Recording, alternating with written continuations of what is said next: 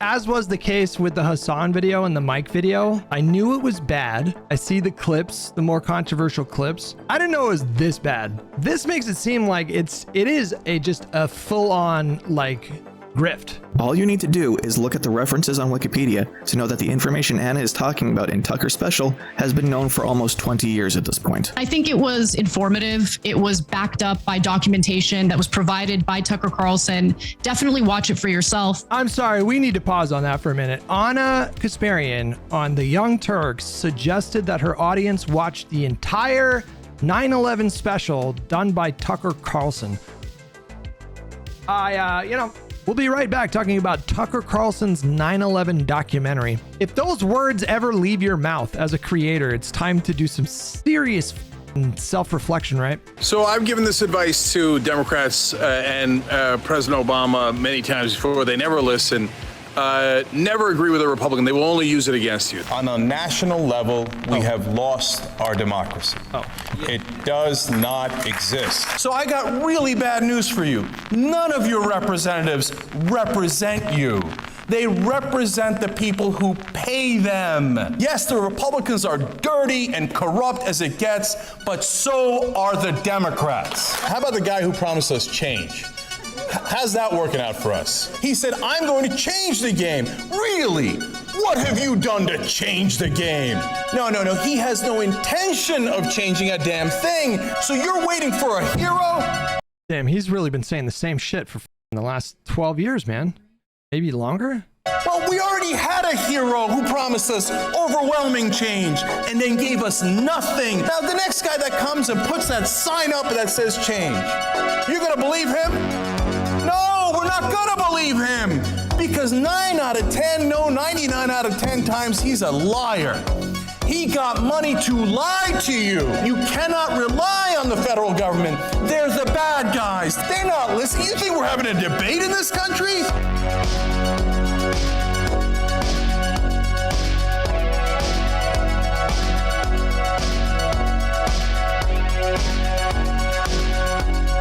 Wait, hold on. Did you do better with the text? Hold on. Because the last time I said I would want to see like more kind of synced up kind of stuff with the text. You cannot rely. Let's see. Did he take notes, chat? Did he take notes? On the federal government. They're the bad guys. They're not listening. You think we're having a debate in this country?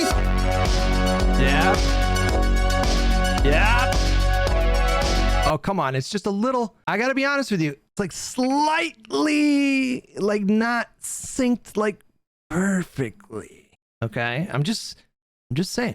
Here's what I did when I would make Call of Duty montages back in the day, okay? So you got your game audio track and you get these little spikes in the audio, and that was gunfire. So like when I was running around with a sniper, you would look at the audio tracks and you see these little spikes, and those are like boom, that's the sniper shot. And then I would put in the song, and you got the song that you got that audio track, and then you have the little peaks in the audio for the song, and that's the beat, right? The little doom, doom, doom. Well, before I never entertained the idea that 9/11 was anything but what the government said. Right? I'm not running around saying 9/11 was an inside job. I don't know. What are we doing here? At some point, I want to just make a video where I rank Adam Sandler movies or something, but then someone says something like, I don't know. And I just... Few things off the bat. One, the response I've gotten is absolutely incredible. I expected to get maybe 50 views on my first Hassan vid, and the idea that not only over 100,000 people have watched this, but that they actually liked it and wanted more is insane to me. Thank you so much. Two, I started a Patreon. Right now I'm still new and learning, so I can't promise a whole lot, but this would help me focus more of my time on these videos and improve the quality. No obligation. I'm still gonna try to make more videos either way. Three, how do I feel about the CEO of Twitch being called in front of Congress? Keep at it with the Patreon plugs, because people do appreciate when creators put a lot of effort into the content. Like we do, edited content on this channel. That's, that takes time. The editors take time to put all that together. But this obviously takes a lot of work. And I feel like you can be a somewhat smaller creator, and if you demonstrate that you're doing just like you're putting obviously like many hours into some projects, a lot of audiences will really, even smaller audiences will be more inclined to to donate and support via Patreon. Honestly, not great. The Republican majority in Congress has taken the legitimate issue of anti-Semitism on Twitch and YouTube and twisted it into a crusade against their own enemies. If they manage to get Hassan banned that way, it won't be a victory. To borrow an adjective, using the brittle power of authority to force Twitch's hand without any kind of cultural shift or structural change beyond it means that once their authority is broken, there's nothing holding back a reversion to where we started. The way I see it, the only way through that has a lasting impact is Dan Clancy banning Hassan himself. Now, the Young Turks will tell you repeatedly, incessantly, I think Hassan dodged quite a bullet. Here's the Patreon, guys. I put it in the YouTube and the Twitch chat. Hassan dodged a bullet with that congressional hearing being postponed / canceled ? Because I do think that was the danger zone for him.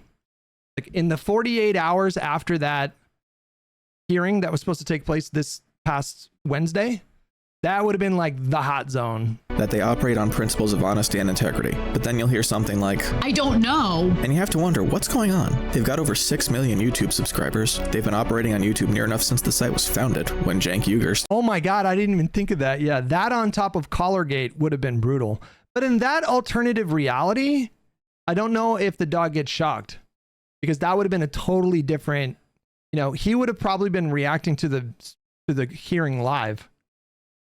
And then, you know, now you're in a splintered timeline and, you know, and then maybe it doesn't even happen. So I think it's like one or the other. I think you either get Collargate or you get the hearing and potentially a Hassan ban, because there would have been a ton of pressure.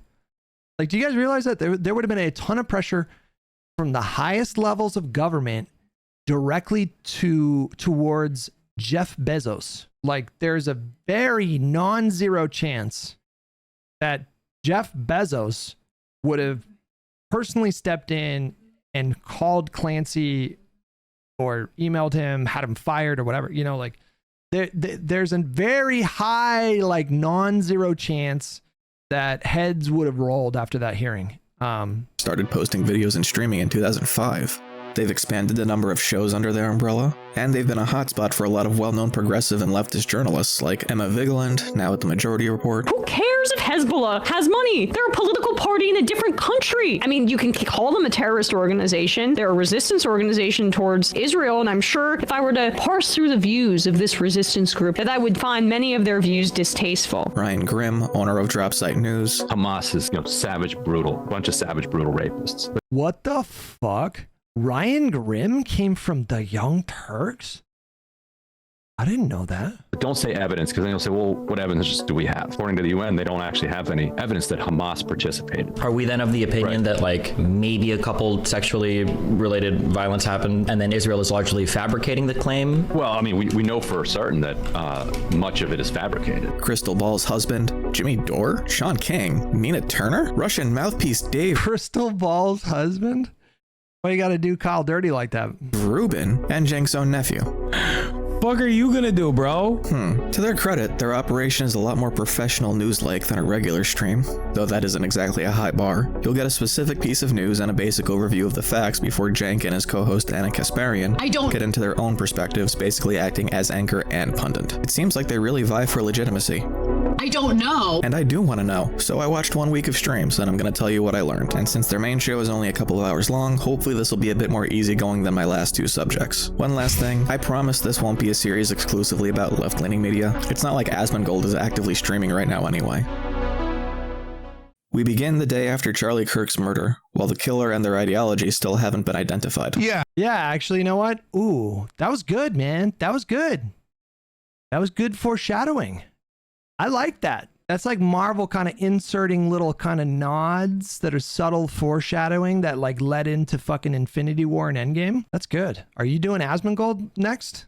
That was subtle. That was good. Killer and their ideology still haven't been identified. Yeah, so this is super strange. They very rarely go on a rooftop, plan it out meticulously. Of course, looking back, knowing what we do now, it's easy to say that someone's prediction was obviously wrong. But we're not going to have that problem. No, none of this looks like an amateur. If they catch him and we find out a rational explanation, no problem. Great, that's awesome. If they don't catch him, we will pull out the world map and speculate wildly. You're telling me one shot makes a clean getaway and he wasn't a professional? Professional assassins in the vein Cenk is talking about don't actually exist, especially ones that would target someone high profile in a Western country. This investigation so far has been abysmal. That also, of course, furthers Well, that doesn't seem likely. Surely there have to be professional hitmen, right? some conspiratorial thoughts. I don't trust our government at all anymore. That's weird. That's also weird. We couldn't find any trace of him except this rifle and then the casings, and it says transgender and Antifa. And then the New York Times says, oh, by the way, that might not be true at all. What the F is going on here? Kash Patel, yeah, sure, he's a clown. He also weirdly took off the lead FBI person in Salt Lake City just a little while back. That's super weird. Kash Patel is uniquely unqualified to run the FBI. And like most of the federal government since January 20th, the FBI has been purged of anyone who has shown even a trace of antipathy towards Trump. But conspiracies, like what Cenk is not so subtly alluding to, requires way too many people at all levels, including state and local, to be involved, and by that point it's impossible to actually pull off. What we all witnessed at the time was not a potential cover-up, it was 1,000 different people, mostly outside the government, trying to get ahead of whatever the truth turned out to be. This is in the 1960s. You're not going to be able to go, oh yeah, there was a magic bullet. Yeah, a bunch of senators looked into it. It's not even 9/11. Oh yeah, a bunch of senators looked into it. Oh goody, we're doing JFK conspiracies too. And then we get our first ad break for TYT sponsors Prize Picks and Chapter. More on them later. We come back to more conspiracy? Maybe? Remember, there's many different countries that would love to sow division and hatred in this country. I mean, I wrote on social media today, they should double Trump's Secret Service. If you hit Trump, there's going to be an uncontrollable rage in this country. It's not really worth explaining that doubling Trump's Secret Service doesn't just equal twice as protected, but we've now extrapolated from Charlie Kirk getting shot in Utah that someone is going to take a shot at Trump on the other side of the country. And now we begin the whitewashing of Charlie Kirk and the both sidesing of political violence. A bunch of Republicans saying, oh, Charlie would have wanted you to limit freedom of speech. No, I don't think he would have. Just want to note that political violence has unfortunately harmed people on both sides of the political aisle. The rhetoric used on both sides of the political aisle can get fiery.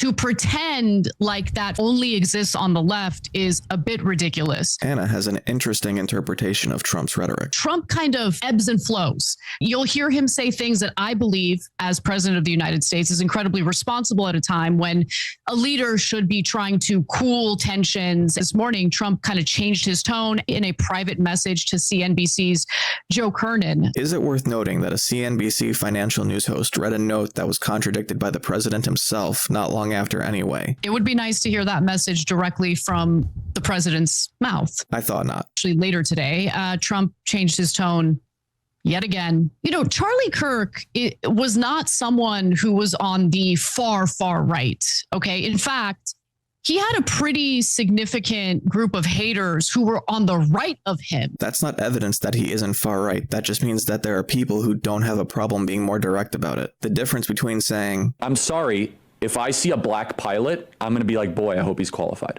And Hassan, Destiny, hey, idiots. This Zionist-backed Republican government, they're waiting, they're begging for the opportunity, for a reason to wipe the far left off the map because the leftists protest Israel. Instead, like your uncle, of recognizing that. Wait, no, bad example. He agrees with you. Which is, you know, inspiring some public figures on the right to declare that we're at war, that they're at war with the left. Interesting slip there. I don't know. The rhetoric I'm hearing is really scary. So the answer to that was an interesting slip. She identified herself in a Freudian slip of like being aligned with the right. That's crazy.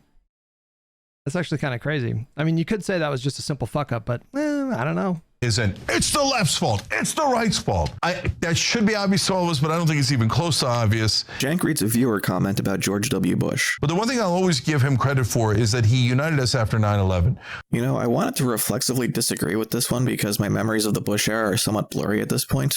But our nation is waging a war on a radical network of terrorists, not on a religion and not on a civilization. One of the deepest commitments of America is tolerance. No one should be unfairly judged by appearance or ethnic background or religious faith. What is happening in the world that I missed the calls for unity from George W. Bush? There are some isms that occasionally pop up. One is isolationism, and it's evil twin protectionism, and it's evil triplet nativism. There was This clip from George W. Bush is just, first of all, just to be clear, you have no idea how much I hated George W. Bush with the fire of 1,000 suns. And he did some things that to me are totally unforgivable with that caveat out of the way. This clip of him is wildly based, like unbelievably based, and so prescient, incredibly prescient. Like he just fucking fully just like predicted exactly where the country would be, which is kind of interesting coming from someone that many people regarded to be pretty aloof, kind of silly, you know.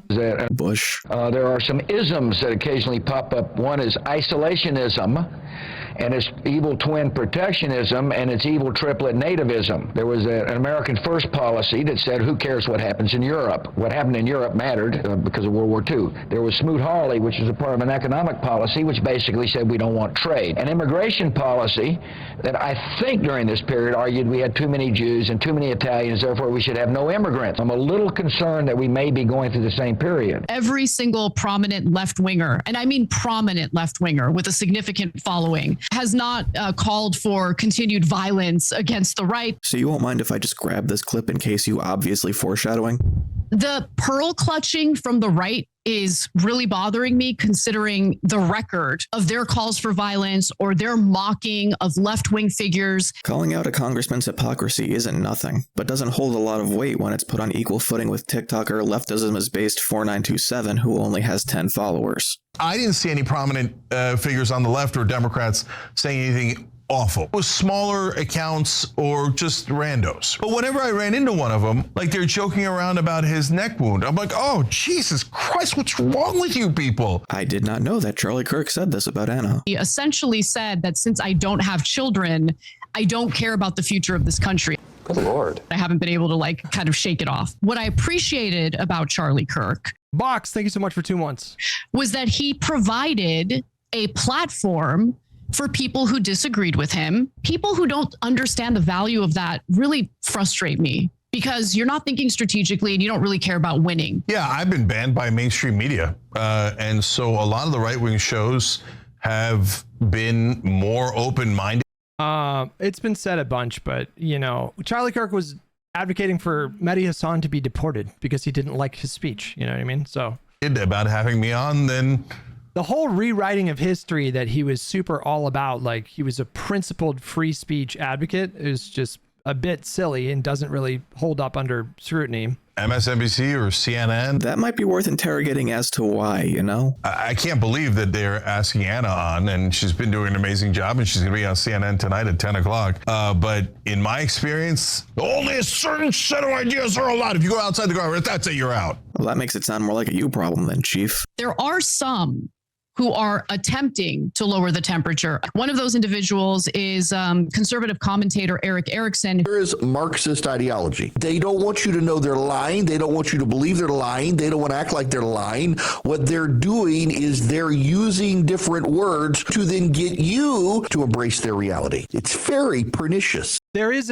a very obvious sanitization that has happened in the second Trump era that really was not happening in the first Trump era. I mean, there were some efforts to sanitize the right and MAGA and Trump in 2017. You could find some, you know, liberals or center left or commentators that were, you know, accusing liberals of being histrionic and being overly dramatic and overstating the threat. And you know, there was a bit of that, but there was a lot of, you know, this isn't normal. Don't normalize this. There was like a lot of that, like, fuck that. Like, we should not get used to this. We should not acclimate to this. We should always remember how fucking crazy this is. And this time around, it seems like there's a way more of an effort from people in the media apparatus and certainly in alternative media, social media, and even from politicians to profoundly sanitize the extremeness of the current right-wing movement in this country. We're just seeing a lot more in Trump V2. It's why you do have to insist that men are men and women are women. Here, Jank misunderstands how Grok works. So I've told you guys before, I like Grok. I love that there's an AI out there that scours 60,000 or 100,000 videos, whatever we have online, and goes. Also, I'm extremely surprised he likes the AI propaganda child of Elon Musk. Like, I figured someone on YouTube would prefer Gemini. The next story they cover is the murder of a Ukrainian refugee by a schizophrenic man on a train. Let's see where TYT's audience is at with it. Although I'm a little worried about it. Wow, yes is winning dramatically. No. Should the stabbing person get the death penalty? And the yes was overwhelming. Lopsided Pixel, thank you so much for the gifted sub. Well, I don't agree with that at all. Good, you shouldn't. No, wait, they're actually talking about the ACLU. I'd like to know, what does the ACLU have to say about his freedom today? The best I could find that justifies this critique is a Supreme Court case back in the 70s that was specifically about people who are not dangerous and not mentally unwell being institutionalized anyway. The kind of regulation Jank explicitly supports here. I am for involuntarily institutionalizing some people. We had the bad old days where their standards for institutionalizing people were terrible, and the places they sent them were even worse. Now Anna tries to put a class spin on the stabbing. Places where the elite, if you will, don't have to worry about using if they need to go to and fro work. Rich people. Busta says, I'm so curious how quickly and how far candidates are going to have to sprint away from the current administration's policies and opinions, and also how Trump takes it. I think it's going to happen after the midterms, but it also kind of depends. Kind of depends on how the midterms go. But because there is some recent commentary about how the Voting Rights Act is about to be gutted by the Supreme Court and how this could potentially net Republicans like 18 seats, which is crazy. Obviously, if that happens, like a true blue wave election is unlikely. We'll see. But, you know, if we fast forward to 2026 and the Democrats have a good night, I think you're going to start seeing Republican politicians start to tactically piecemeal, bit by bit, start off very slowly, but you're going to start seeing Republican politicians put some distance between themselves and Trump, because it's just a ticking clock at that point. We are barreling towards, you know, 2 upcoming election cycles where Trump is not on the ballot. That's a problem for Republicans. That is a problem. The Republicans in the era of Trump have demonstrated that they're just not as energized when Trump is not on the ballot. Trump was not on the ballot in many special elections all over the country since 2016, where Democrats have just consistently done better. Trump was not on the ballot in 2018. Democrats had a really good night. Democrats were not on the ballot, or I'm sorry, Trump was not on the ballot in 2022. Democrats had a pretty good night. We'll also take the train. Nothing helps feed into the desires of neoliberals who do not want to spend any resources on public services than this ideology that just essentially says, oh no, we're doing it for freedom. This is gobbledygook. Neoliberal here doesn't mean anything. If they want to say Bill Clinton cut mental health programs the same way Reagan did, there was reduced expansion in his healthcare bills, but overall his administration saw increased funding. Who's neoliberal after that? Obama? I mean, Biden increased funding with the Bipartisan Safer Communities Act of 2022. They don't want to spend tax revenue. The slow erosion of institutions that could manage and treat the mentally ill has been going on for decades due to government budget cuts and ideological opposition by people who think the mentally ill just need more Jesus. Also, why is this a story you're covering at all? What happened here is a tragic failure of multiple systems to protect people from these kinds of outcomes. But it's being carried mainly by salacious culture war rightoids who want to take advantage of an innocent white girl getting killed by a black guy. Even you guys decided to needlessly play the tape of her murder as though that provides any substantive context. We have become... What was that one Tectone tweet? He was connecting the Charlie Kirk murder with the murder of that Ukrainian woman, and they had nothing to do with each other. Do you remember this tweet? Their names were Charlie Kirk and Iriana Zarutska. Do not let them make you forget them. White lives matter. Like, what do these murders have to do with one another? I mean, these things are totally disconnected.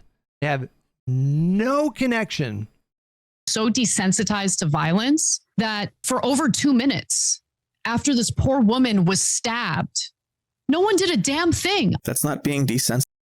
I actually don't even know if that's true. Was it 2 minutes? There was somebody who walked up eventually and tried to address the wound, and was it 2 minutes? I also, that's the other thing too, I'm glad you guys said it, because that's where my head was going, is like shock is a pretty intense kind of psychological or emotional state. Like shock is like very, what did I just see? You know what I mean?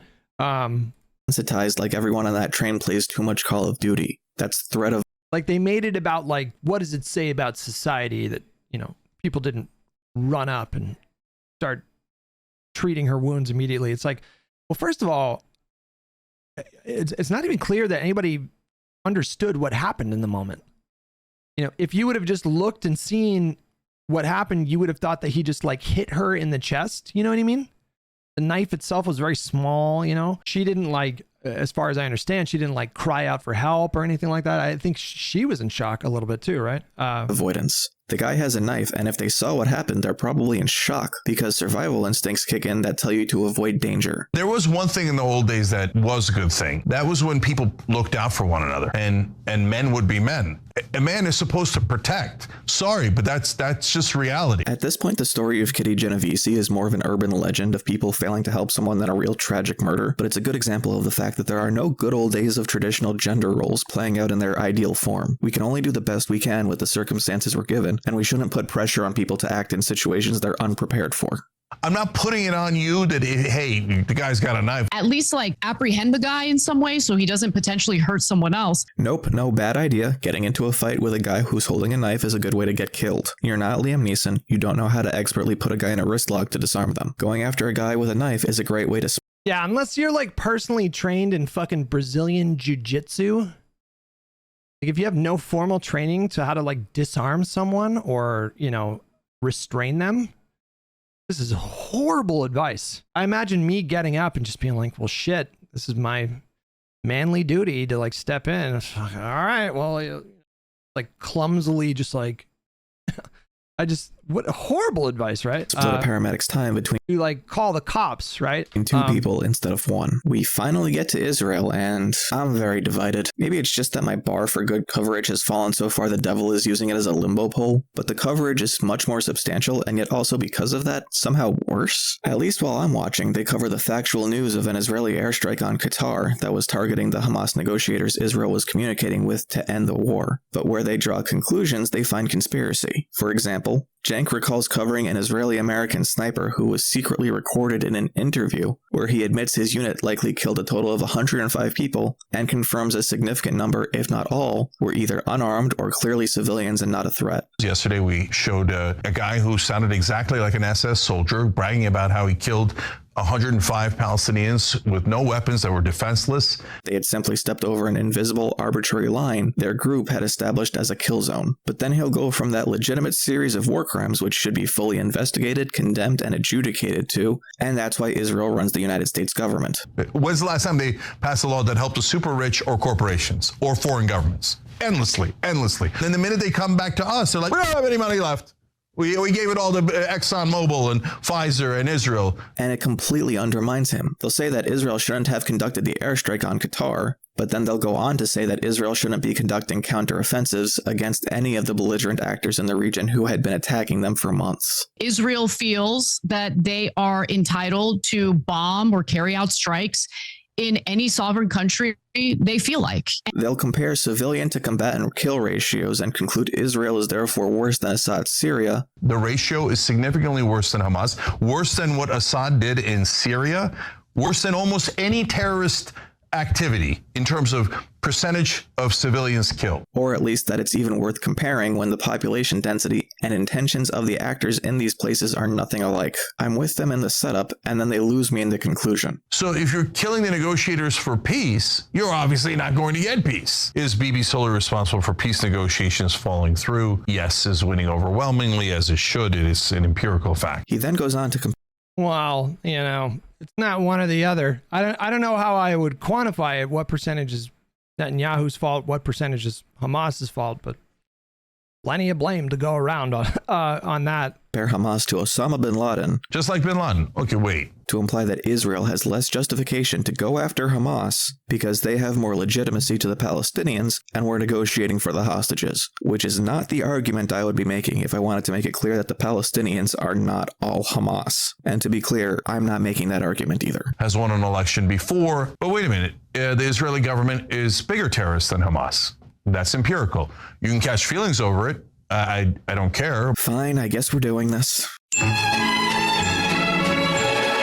Hamas was initially a charity called Mujama al-Islamiyya, founded by Sheikh Yassin in 1973 to build infrastructure in Gaza like doctors' offices and daycares. They would also encourage women to wear hijabs and attack left-wing organizations like the Palestinian Red Crescent Society due to what they described as immorality. Israel, as it would later be revealed, funded this group as they saw it as a counter to the PLO in order to fracture any political unity in Gaza to prevent the formation of an official state. Where Mujama al-Islamiyya was religious and conservative, the PLO was secular. This was an extremely bad idea, as it turns out, for a number of reasons, not the least of which are the repercussions it had on Israeli civilians and the devastation to Gazan society that facilitated Hamas's entrenchment. Some take this as an opportunity.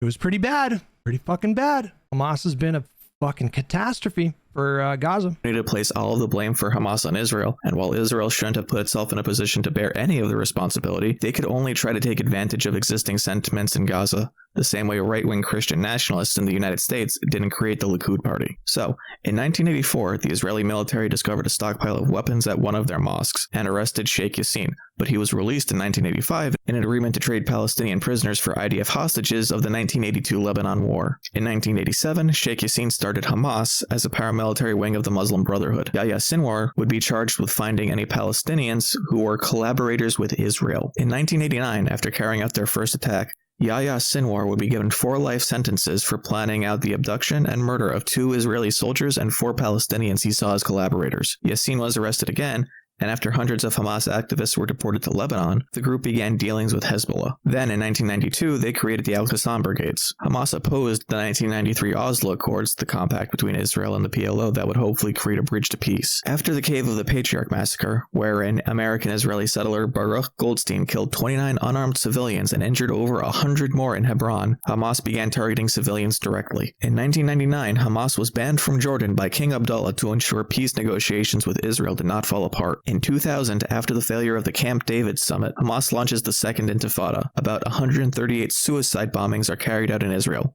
The IDF kills thousands. In 2004, Sheikh Yassin and another Hamas official offered a truce in exchange for the establishment of a Palestinian state that covered East Jerusalem, the West Bank, and Gaza. Israel killed them both a few months later. It's unclear whether their offer was sincere. In 2005, the Second Intifada ends. The IDF withdraws from Gaza while maintaining sea and airspace control.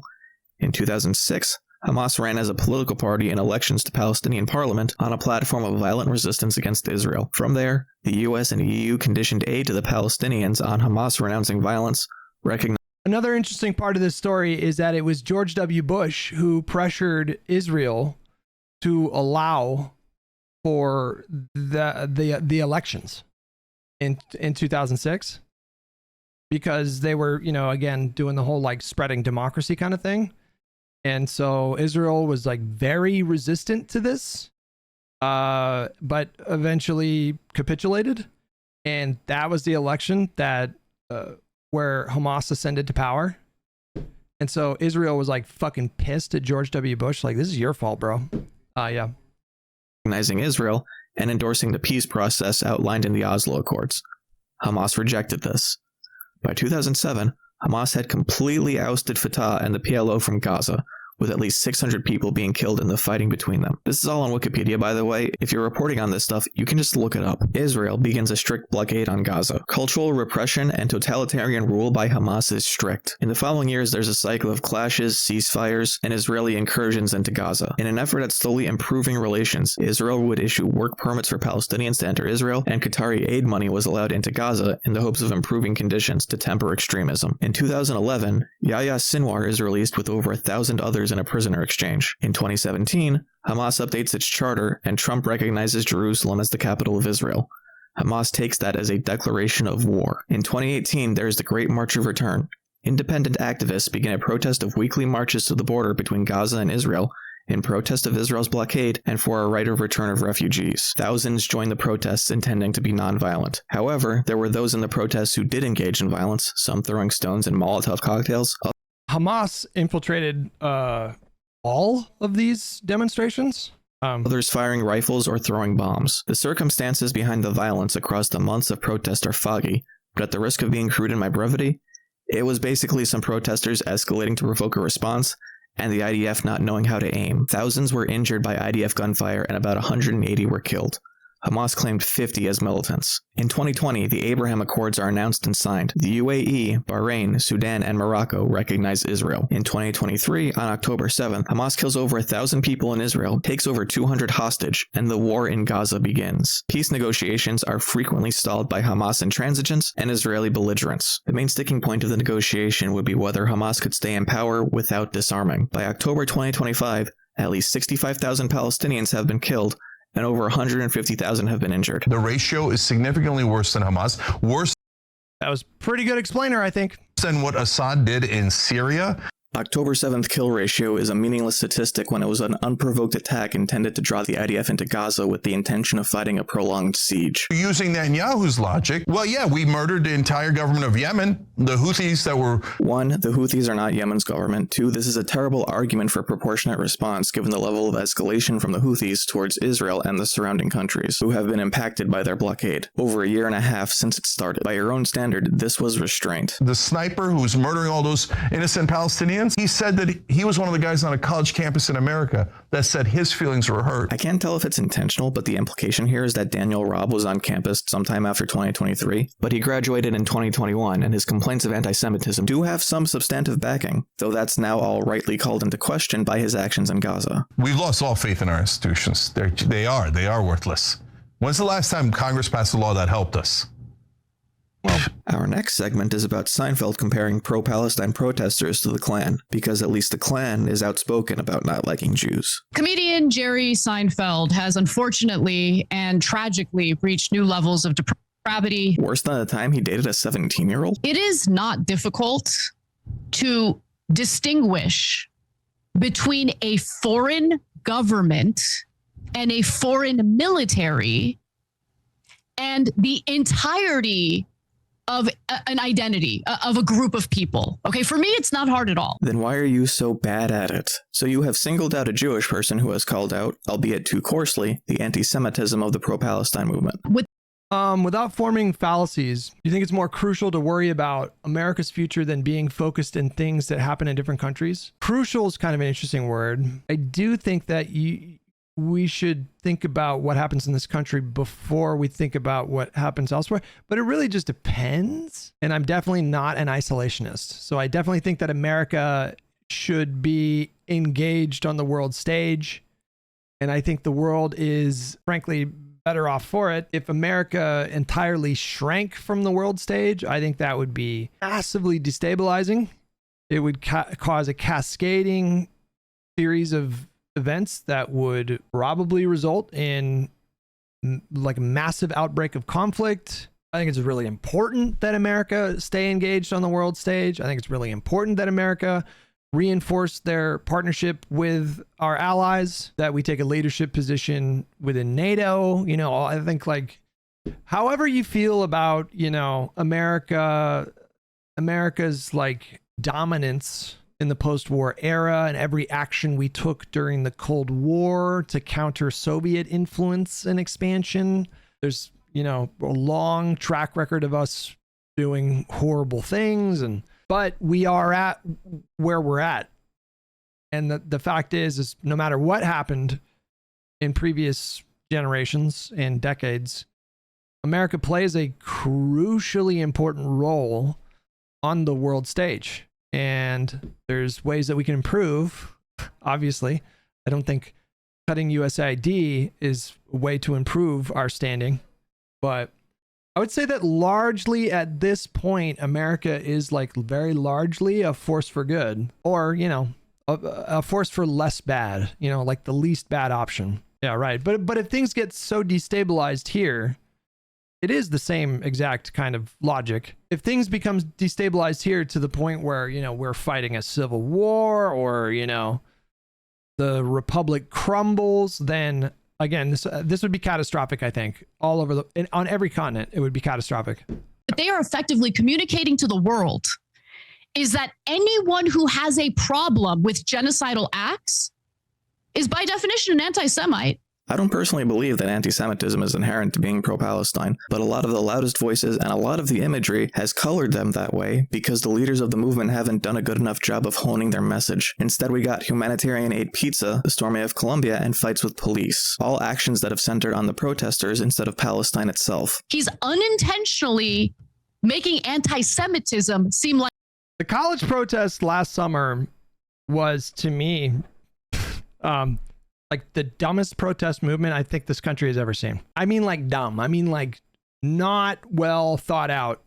Listen, I don't know. I could be wrong, but like, I think that social media had a hugely negative influence in that protest movement. I think a lot of these kids were looking at their social media feeds and they were being told by, you know, all these enormous left-wing accounts that, you know, they were like these brave and righteous, morally pure kind of. And so I straight up think that was a huge part of it because, you know, they all have phones. And while they were in those encampments, I'm sure they were looking at their phones quite a bit. And I felt like it was like a really kind of negative symbiosis because I felt like those kids became emboldened to do things that tactically made no sense. There were no clearly articulated like win conditions. It was just an expression of rage, which doesn't really lead to anything. It turned Americans off, like most Americans overwhelmingly disapproved, which, you know, I know what you're going to say here is like, well, you know, most Americans disapproved of like MLK Jr., for example, but I quite frankly find the comparison to Martin Luther King Jr.'s nonviolent movement to be pretty laughable. That stuff, it was bad, you know, like Mr. Boxrelli says they allowed blatant Hamas or Hezbollah supporters in some of these too without any pushback. More than that, I felt like people that were waving Hamas flags and Hezbollah flags were like enthusiastically welcomed. I mean, I don't know. I wasn't on the ground, so I don't want to speculate too much, but you know, that was bad. And just the whole thing about like physically blocking areas of a university. Somebody explained the logic of that to me. Number one, it just makes you look so bad that they were physically blocking areas. They were saying Zionists could not enter those areas. And when you think about it, it's like that is the easiest fucking thing in the world to exploit in order to make your entire movement look bad. And that is exactly what happened. So you had these Jewish students or Israel supporting students who would like walk around with an Israeli flag and, you know, film themselves trying to enter a particular area. And then you would have these like young college kids forming a fucking like barrier and like physically like you should not be putting your hands on people. Somebody in an Israeli flag tries to get in and you're like, you know, pushing them back. It's like, do you have any idea how fucking awful this looks? Like, of course they did that. Of course they exploited this fucking deranged thing that you're trying to do. And then that coupled with, there were so many protests that were springing up outside of like Jewish businesses, you know, with people with like Hamas and Hezbollah flags, like two organizations that are just very explicitly anti-Semitic. The whole thing was just such a shit show. I felt like those kids, I felt like there were a lot of adults with big accounts and a lot of influence that were either tacitly or implicitly or explicitly encouraging these kids to like violently clash with cops, which I think was really irresponsible for any adult who had any influence. To do that is really, really irresponsible. Some affluent fucking podcaster tweeting out, you know, basically like encouraging kids to like violently clash with cops, which is really convenient because the person who's sending out that tweet glorifying this kind of behavior is not risking anything themselves. They're not there risking felony charges that will follow them for the rest of their lives and being expelled from college and, You know, and so these kids, I think these kids were pulling out their phones and scrolling through TikTok, and it's like, man, everybody loves us, and it just enabled, I think, just really stupid decisions. And for what, you know? And for what? Like, what was it all for? It took like a year after that for the American public to really sour on its support for Israel. Whatever. I just thought the whole thing was just fucking stupid. Like a good thing. Whether or not you believe in the prevalence of anti-Semitism therein, at this point, the selfishness of it is undeniable. And so Jerry Seinfeld, it turns out, is a racist and thinks, no, Palestinians should be forever enslaved by Israel. And Cenk and Anna doubling down on the vitriol that pushed people away is just more of the same.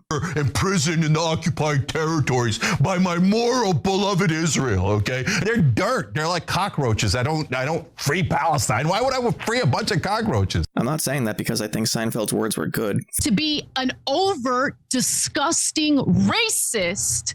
Frankly, I think he said a lot of stuff that's been at best ignorant.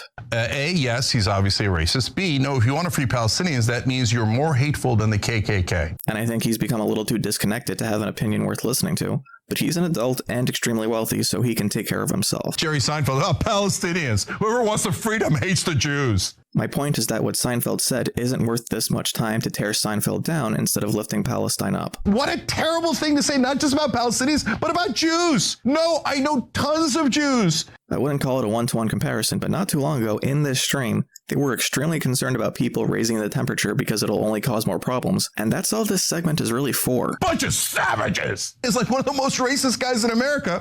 I guess he's a Jewish supremacist. Apparently Jerry Seinfeld's parents were probably monsters and they taught him to hate Palestinians. Next, the UK ambassador to America was fired because his close ties to Jeffrey Epstein were revealed, and so Cenk assumes that he was appointed to be controlled by Israel. Because him being involved in the Epstein case wasn't the bug, it was the feature. They picked him because they knew that he could be trusted to do right by a certain country, and that country is not Great Britain, and it is not America. But it's certainly not Chinese.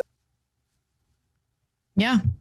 Then for some reason we give a shit about a right-wing guy named Rabbi Shmuley trying to solicit donations off of Charlie Kirk's death. The dildo business isn't bringing in the money. There's also now, like, without getting too sidetracked, there's also now this really, you know, I have just become so uncomfortable with the word Zionism or Zionist. I think it's so loaded these days, and it's just it is intersecting way too much with anti-Semitism. Like, it's become such a problematic page or word. I feel like we talked about this earlier in the week. Zionism was not something, you didn't really hear Zionism discussed in the mainstream, right? Like, I'm not making that up, right? This was not a mainstream term that people used. It was mostly used in an academic context. Like, Zionism conceptually was discussed like academically, or it came from, you know, like the intelligentsia or whatever. And then it just exploded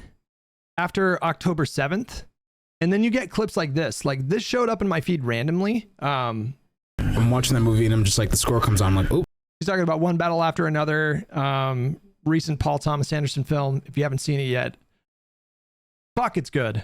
And you should try to make an effort to see it in IMAX. It's so worth it. It's such a good movie. But yeah. I'm watching that movie and I'm just like, the score comes on, I'm like, oh, Johnny Greenwood. I'm going to close my ears. What's his thing? His wife is very, very much a Zionist. And, sure. Part of Radiohead. One of the members of the band has been like posting for Palestine for ages. Johnny's right in the middle of like being married to a rabid Zionist and saying nothing. Like a rabid Zionist? What is the evidence of that? That Johnny Greenwood's wife is a rabid Zionist? It's just, you know, being a rabid Zionist listen, I'm convinced that like more than 50% of the people that use I know this is really niche. How much do you guys really know about Johnny Greenwood's wife? I don't really know a lot about her, but when I like looked into her bio, looked at some of her, you know, statements that she's made, and like, she's like, nothing about her gives off like rabid Zionist, but you just casually, I don't know. Like, I'm convinced like 50% of the people that use the word Zionist, like, don't actually understand what the word means. And they think it just means like you support Israel and you want a genocide. And so anytime I hear that word now, I'm like, what kind of anti-Zionist are you? You know, like I'm having like a Civil War moment. I just want to be clear. They're kosher dildos. Oh, okay. I mean, look, I have no problem with the sale of dildos if that's what you're into. Who sells kosher dildos and defends genocides? Listen. Yeah. People need dildos. Okay, people need dildos, including religious people who are only kosher. I get no judgment on that. Yeah. But my God, if that was their only issue, that would be amazing. Senator John Kennedy decided to be a creepy old guy in his foghorn leghorn voice towards Alexandria Ocasio-Cortez, calling her attractive. She's just Israeli. Pulled from Wikipedia. Greenwood's nephew served in the IDF and was killed in the ongoing Gaza war.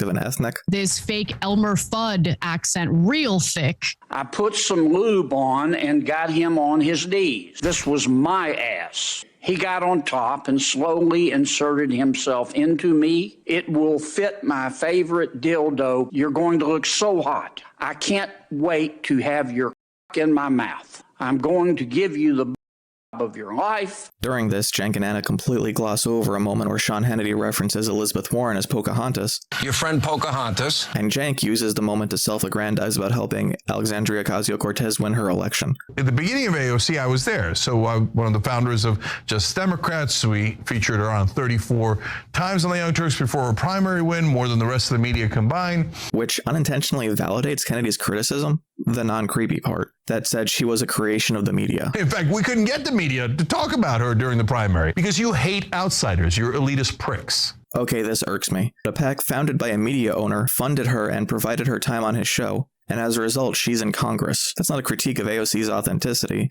I'm not going to look up clips from 7-8 years ago to figure that out. But then Cenk does what I think is the best John Kennedy impersonation I've ever seen. And then a reporter walks in, he's like, oh, yeah, we'll love it. Oh my God, you guys. Collargate got covered on Fox News. There's no way. We're going mainstream with it. Left-wing streamer Hassan Piker, who's being accused of shocking his dog on a live stream. It's the same reason as to why America, Kaya, please just go, just stop. Oh no. I know. Let's see it one more time. Yes. It's the same reason as to why America, Kaya, please just go, just stop. So what did he just do to that dog? And for what? Just standing up? And that's the Democrats' new model for liberal male masculinity? No! We do not claim him. A guy who treats his dog the way Hunter Biden treats his penis? Jesus. I don't even understand the joke. What? Like using a vibrator on your penis? Like, what are we talking about? I mean, I don't know if he shocks his penis, but I'm assuming. Who wouldn't? Oh, no. Collargate, guys.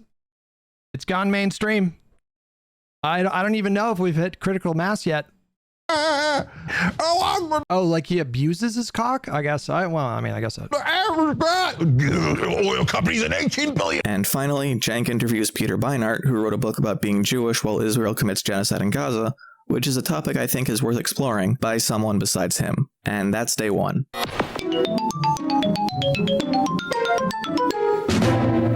Now that was good. Holy shit, you nailed that one.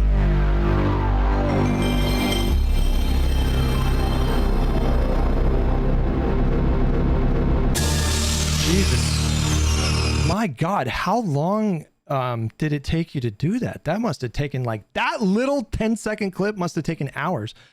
Chris with $5. Do you have normie friends that bring up Israel and Palestine? What do you say? How do you explain your position to them? It has never come up single time with the normies in my life.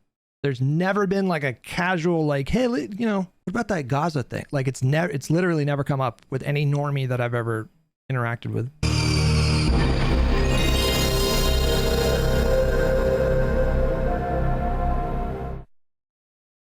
Today, the FBI arrests someone who was planning to murder journalists who he considered The enemy of the people. Gee, I wonder where he got that idea. Calling them the enemy of the people encourages violence against them.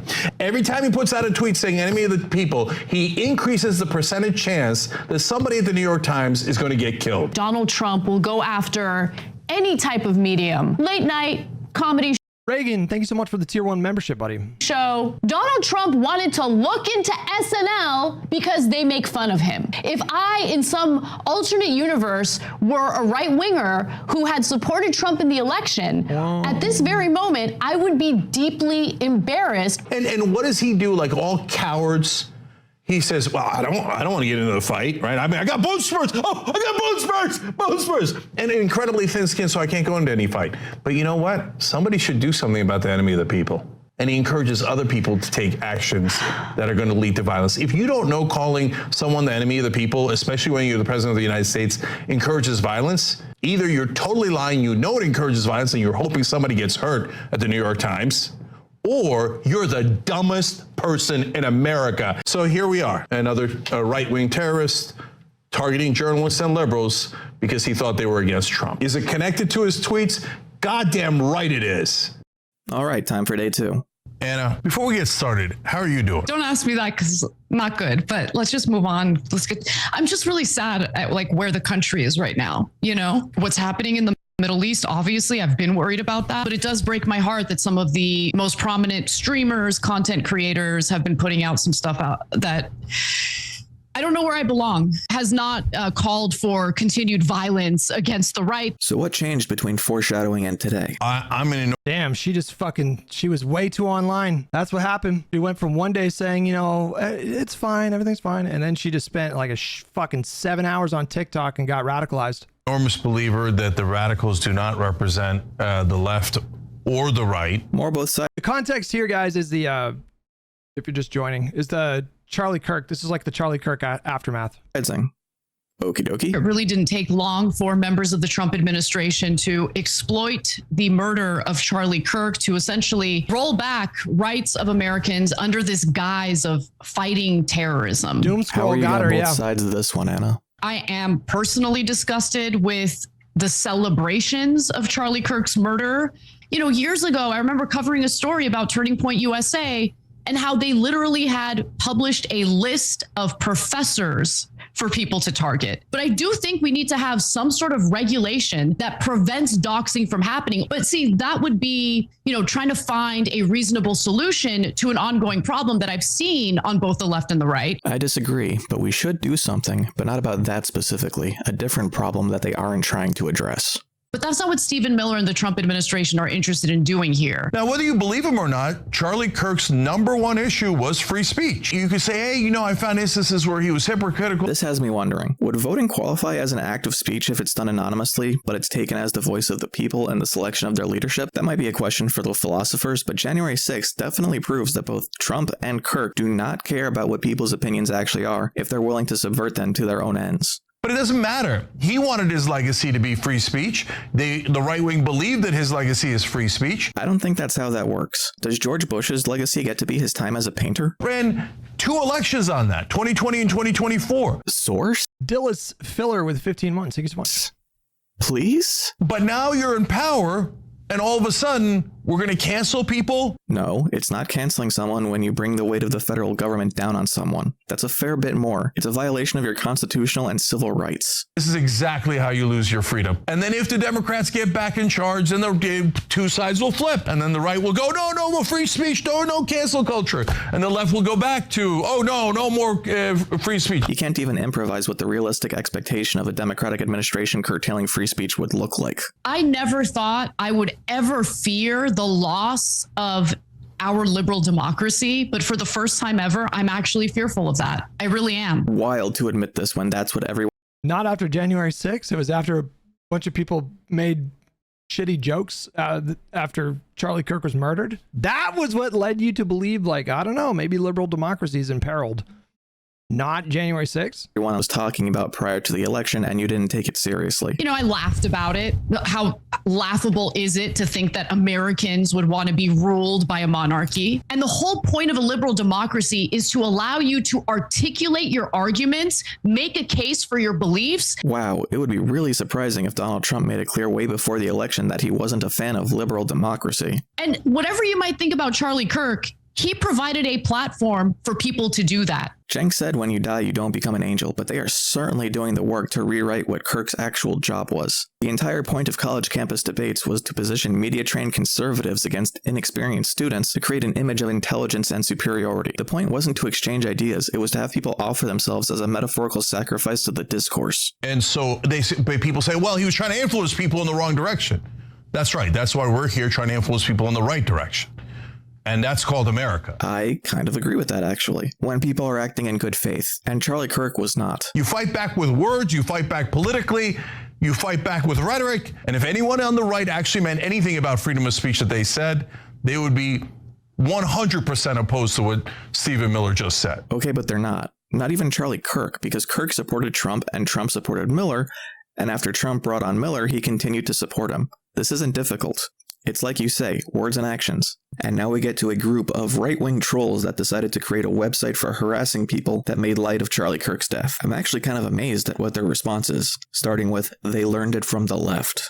Right-wing activists and some politicians are on a bit of a witch hunt. And I think some of the behavior that we saw, beginning in 2020, if anything, I would say that the right is learning from those tactics and now going on a witch hunt against Charlie Kirk's critics. Be thoughtful about what you're putting out there. That is actually good advice. Oh, well, why don't you condemn Trump for refusing to turn the temperature down? Listen, I have accepted a long time ago that Donald Trump is never going to be a leader in regard to having cooler heads prevail so things don't kind of spiral out of control where we have even more violence. Why have you accepted that? But even if Biden... To be fair, I mean, when she says accept, she's not saying, or at least I don't take her to mean that it's okay that this is the way that it is. But I get why she said that. Like, I'm in the same boat. I don't ever expect that Donald Trump is going to properly lead without being divisive after something like this happens. Because I accept it, it doesn't mean that I think that it should be the case or I would support it continuing in that kind of way. But Kamala Harris said it, they wouldn't listen anyway. Right now, Americans are struggling, regardless of where they stand on the political aisle, okay? It's an explanation to say that people under increased stress act out more, but that shouldn't be touted as an excuse for people choosing to harass someone like it's the equivalent of taking a kickboxing class. And what are the political elite doing right now? They are directing our ire at one another. No, only one side is doing that. And then to both sides, Anna brings up the 2022 mass shooting in Buffalo, New York by a white supremacist. Go into a grocery store in Buffalo, New York, and gun down 10 Black Americans. That was politically motivated violence. Can we please stop pretending like there isn't a problem in this country on both sides? There is a problem right now. There is. There just is. We've been saying on this show, stop calling all Trump voters racist. Trump supporters. Not all racist, but all supporters of racists. No one isn't doing nuance anymore at all. We've just got both sides saying, nope, I'm going to find the most extreme person on that side and make them the poster child. All the most extreme people on the right currently have control of the federal government, Cenk. Cenk reads a viewer comment. Israel's a major player in the cancel culture. They're also a significant cause of the desensitization online. They've blurred all standards for morality, humanity, respect, integrity. That's what I call the Israelification of the world, which is if you're strong and powerful, you don't have to follow the law, you don't have to follow morality, and call it self-defense and laugh. The word you're looking for is Russification. Then they touch on rumors about Kash Patel feuding with Pam Bondi and potentially getting ousted as FBI director. Multiple sources also told Fox that Patel was forcibly instructed not to speak, adding that investigators had still not identified a suspect. Next up is Florida Congressman Brian Mast putting up a bill that would allow Secretary of State Marco Rubio to revoke someone's passport if they're critical of Israel. A man, by the way, who showed up to the halls of Congress wearing an IDF uniform just kind of gives you a sense of how much control this foreign government has over our own lawmakers. And it might have to do something with just how much money they take from the Israel lobby, which is quite a bit. Representative Mast is not a U.S. representative. He served in the IDF. Mast did not serve in the IDF. He did volunteer work packing medical kits. It's an important distinction. Mast lost both his legs in Afghanistan in 2010. He would not have been able to serve in an official capacity as a soldier. But that's how he got the uniform he wore in 2023 after the October 7th attacks. American taxpayers to give to the country that Representative Mast actually loves, which is Israel. Brian Mast is an evangelical Christian. That's why he likes Israel. However, I want to kind of get to the root of something that I see as a huge problem in this country, namely the ability of government officials to slap the label of terrorist onto pretty much anyone. How do you even determine what terrorist is? Like, what is the definition? What are the guidelines that government officials would be using to designate someone as a terrorist? It's a group that targets civilians with violence in furtherance of a political or religious cause. Terrorist.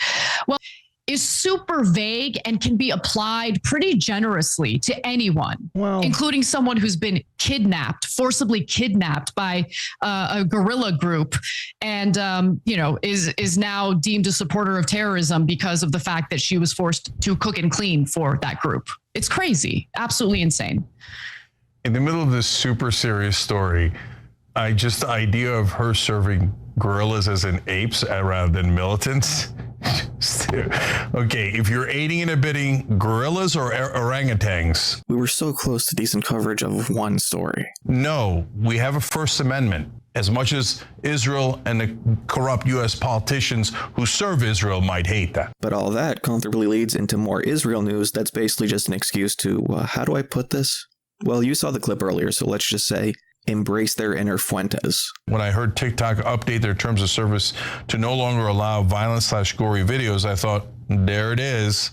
There's the Israeli play in all of this. They're going to take not only Kirk's death down, but all the Gaza/West Bank deaths as well. The beginning of the new week, that's it. All the Israeli forces inside the U.S. government and inside social media attacking. Well, unfortunately, the United States is currently in bed with savage terrorists, and that is the current government of Israel. But the annexation of the West Bank, the annexation of land in Syria following the fall of Bashar al-Assad. I was technically incorrect in my Hassan video. And despite bombing Syria, the IDF has actively removed Israelis who have tried to set up settlements across the border. While Israel hasn't allowed civilians to settle in regions of the Golan Heights past the border, after the fall of Assad, the IDF expanded their buffer zone, which, while questionably legal, makes sense given that Syria had just opposed their government and wasn't fully capable of enforcing a new stability. What Anna is describing makes it sound like they set up an entirely new West Bank-style settlement, and while that cannot be completely ruled out in the future and should be criticized then, there's no evidence that the Israeli government wants that to happen now. This is an expansionist, colonial settler program, the Greater Israel Project, and anyone trying to convince you otherwise is lying to you. Greater Israel isn't a thing. It won't ever be a thing. It cannot ever reasonably be a thing. If you want to talk about expansion in Gaza and the West Bank, by all means criticize it, condemn it, call the conditions an apartheid. But like I said last time, Greater Israel is taking land they can't hold with forces they don't have, with aid they won't get. This is about aiding and abetting Israel's empire building. To be fair to Trump, he did try hard to get to peace in Ukraine. Trump tried to get peace? What? And I believe he tried in Gaza. Yeah, Trump Gaza #1. That's what that means, right? Right? But that all changed after Netanyahu's last visit. We don't know what happened there, but Trump went from challenging them to doing the same exact obedient lapdog routine as Joe Biden. I gave them too much credit yesterday. So when they say all of Hamas has to surrender, that is a purposely undoable goal. I mean, this technically could be correct. Given the religious fanaticism and the number of people they've already forced in front of gunfire, it's hard to say whether you could actually get them to surrender. How do they surrender? Do a couple of hundred people, a couple of thousand people come out of the tunnels dressed in their Hamas garb? And no one even knows what it means to surrender. Do they just kill themselves? Do they turn themselves into Israeli authorities? The whole point of Israel was supposed to be a safe haven for Jews. How does endless war equal safe haven? It doesn't. This isn't about that. This is about Greater Israel. And now we are enslaved here in America. saying, open up your wallets. Let's go. Israel wants your money. And if you think you have freedom in America, you have freedom with an asterisk. Except your entire government will work for Israel. And that doesn't apply to everybody in the Trump administration. Before Trump got neutered, he was actually defying Israel time to time. Steve Witkoff was actually trying to do real peace negotiations. And then he's going to pursue further military action, of course, fought by United States soldiers in Iran. I mean, the blueprint and the plans are being drawn up for that as we speak. Please tell me you have a source for that. And to be honest with you, Cenk, one of the biggest black pills I have ever swallowed in my life is the realization that our government, they're supporting the bad guys. So to summarize, the black pill was that this government is helping Israel. None of the other stuff, just Israel. It's always Israel, not cutting USAID, not blowing up our relationship with international allies, not ICE arrests and deportation to CCOT, not even the fact that half the country still supports Trump in the face of all the damage he's done that has killed and traumatized more people between his first and second administration than Israel. Excuse me if I find this a little disingenuous. They are stealing American resources, depriving American taxpayers of the resources we so desperately need in order to aid and abet the terrorists, the terroristic regime in Israel. I'll say the same things I've said before.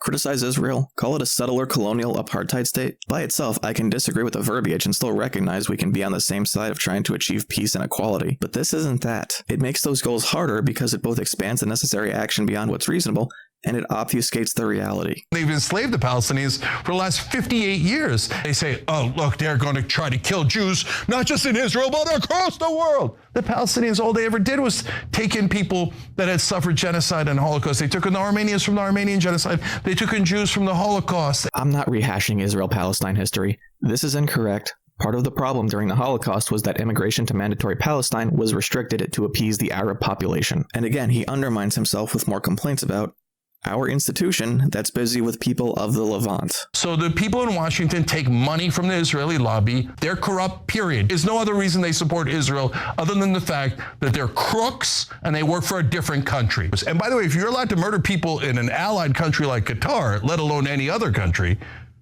that also means you're allowed to murder in America. Now, you think they're not going to do it? They've already killed 10 Americans since 2022 in the West Bank and Gaza Strip. And what has our government done? Thank you, sir. May we have another, sir? America's saying Israel is going to send hitmen into the United States to murder people for being anti-Israel, I guess? citizens are useless. Who cares about them? Murder away. No consequences. None. Sir, how much more money would you like, sir?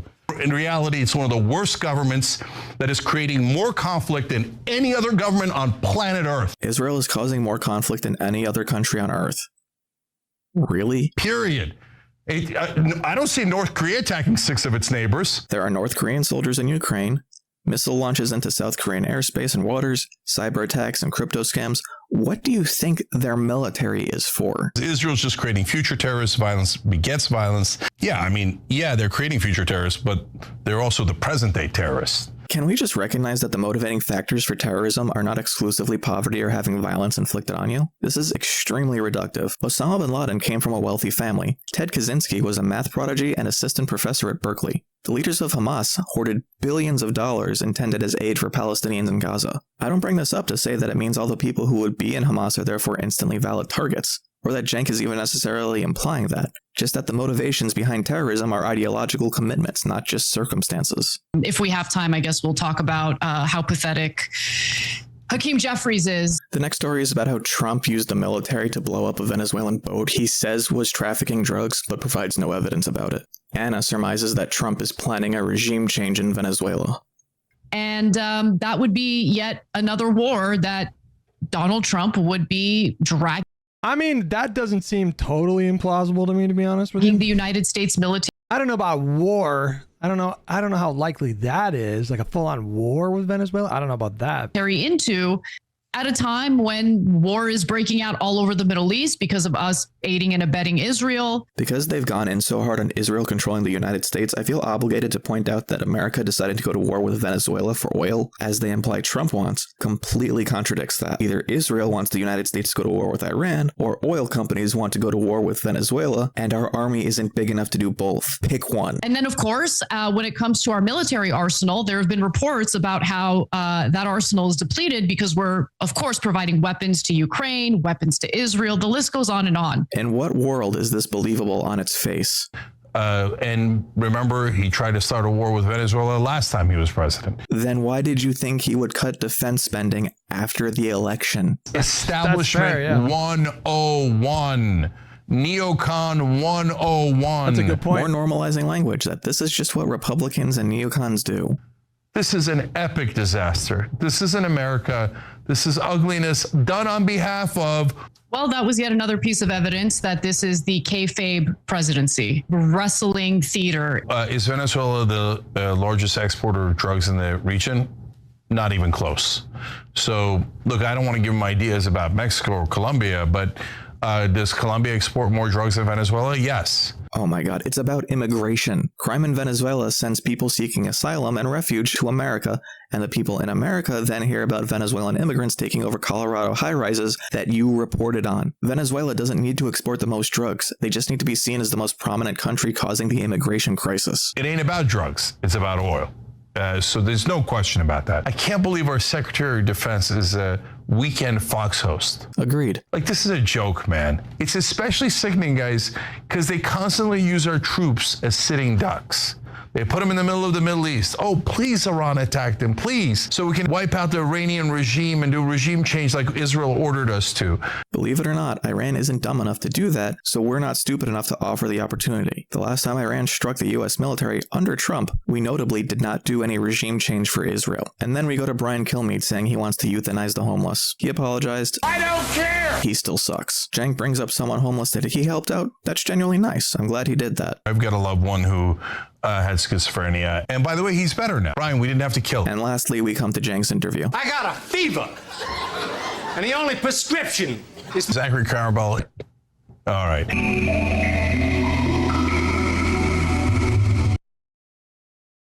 Action!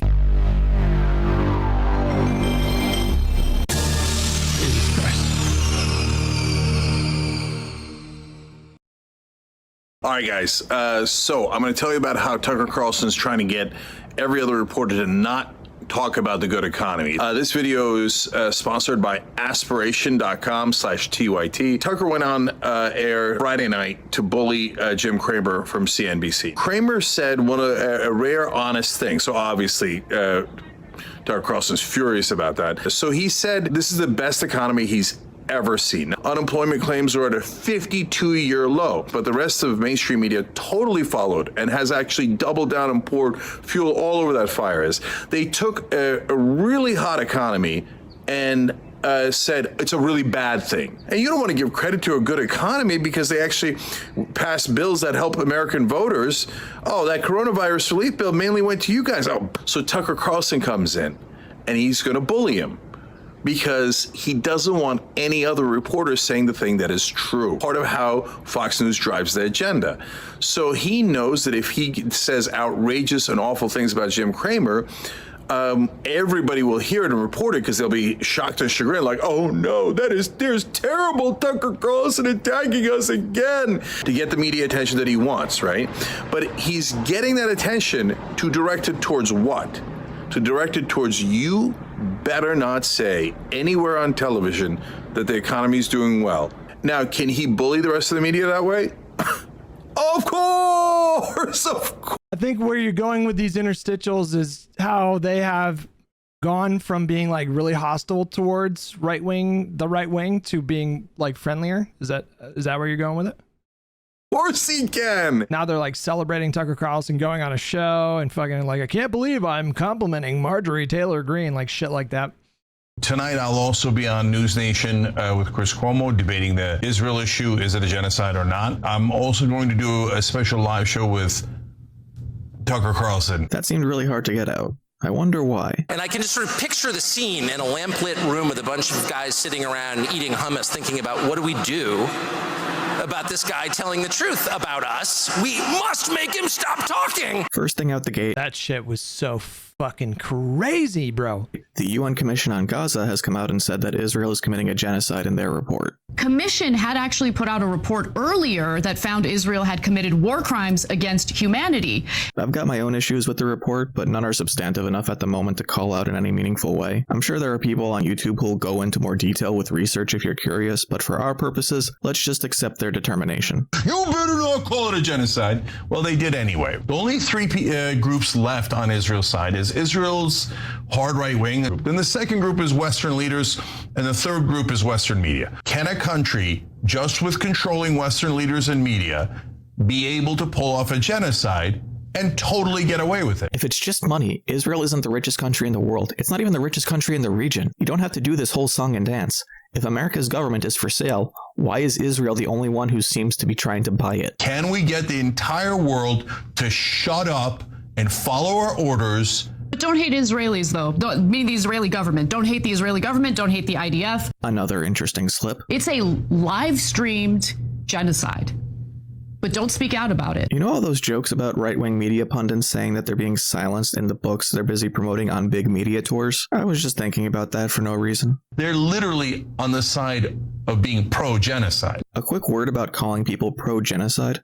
It's a vacuous accusal. Like, they brought this back around to Bush. It's the exact same "you want the terrorists to win" argument we heard in the mid-2000s. It's an insult intended to shut down argument that isn't even reserved for the people who say, actually, I like the IDF killing all these people. You would be considered pro-genocide for thinking, the IDF isn't doing a good job, Netanyahu has too many conflicts of interest to effectively prosecute this war, the war crimes themselves are unconscionable, withholding aid is genocidal, but Hamas has been an ineffective and tyrannical government, and they do need to be deposed militarily if they can't be removed democratically. Like, that's like the based position, by the way.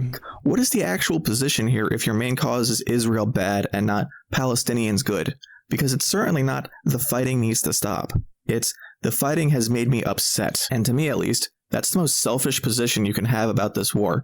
Prioritizing your feelings over someone else's survival. Cenk calls Kash Patel's response to Senate questioning Israeli. They sound Israeli. Not because Epstein is related to Israel, except for all the times you've strongly implied that he is. It's Israeli because it's obviously a lie. I mean, they sound so absurd in their denial that it sounds like the Israeli government. You're saying, oh yeah, I'm being just like all the other administrations, just like our beloved Biden, our beloved Obama. Just the open-endedness of this stuff is what lends itself towards conspiratorial thinking. Not that these pieces of information don't come together in a pattern of egregious behavior to protect Epstein clients, but that framing it with why allows people to fill in their own answers to connect the dots. But something happened following Benjamin Netanyahu's visit to the United States, his meeting with Donald Trump. Donald Trump changed. As the news media, it's your responsibility to frame things in a clear and concise way to provide cause and effect so that speculation doesn't get out of control. Yeah. What is Trump hiding?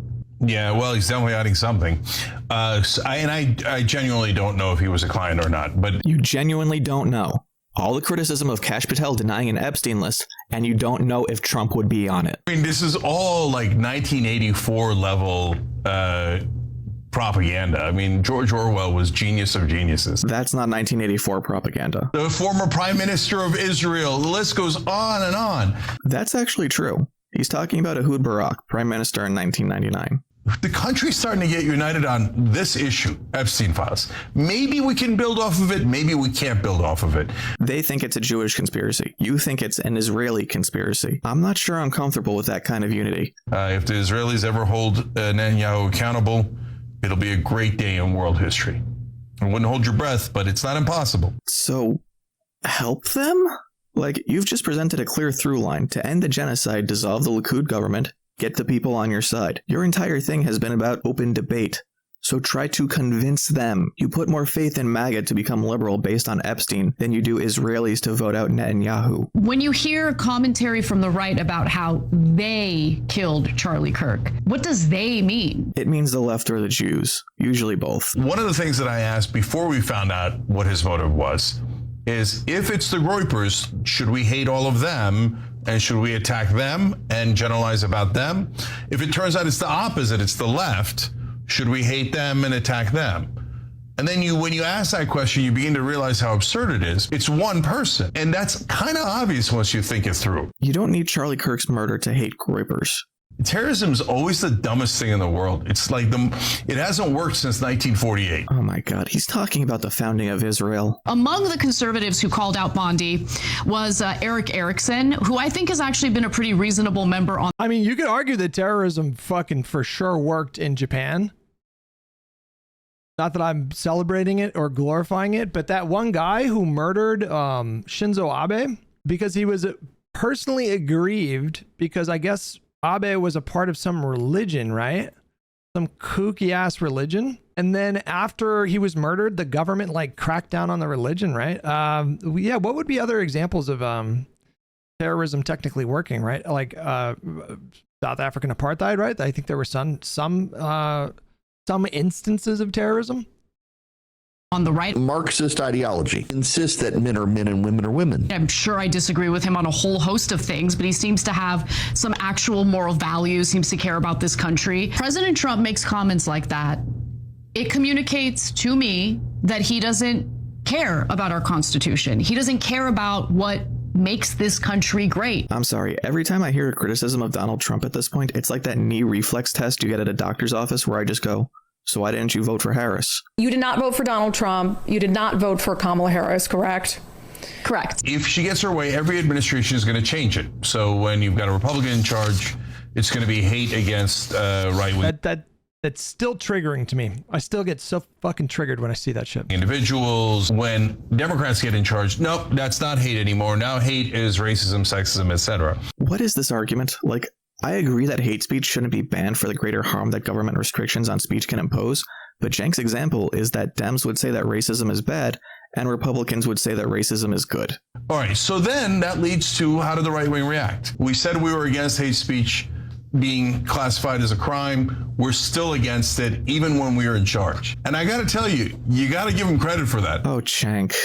I really don't. When you stay principled, even when you're in charge. I mean, we were so worried that they were not going to. There's no way he's actually saying this right now, right?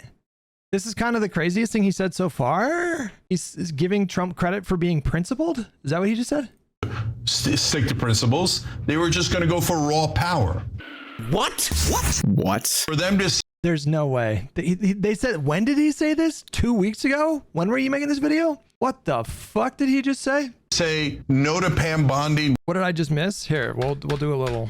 This argument, like, I agree that hate speech shouldn't be banned for the greater harm that government restrictions on speech can impose, but Cenk's example is that Dems would say that racism is bad, and Republicans would say that racism is good.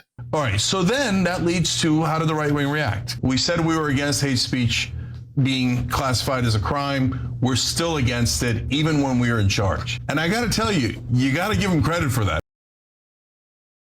Pam Bondi fucking did a podcast with Stephen Miller's wife where she was saying that like hate speech is a crime. Like she did it like less than a week after he was shot. Oh, Cenk.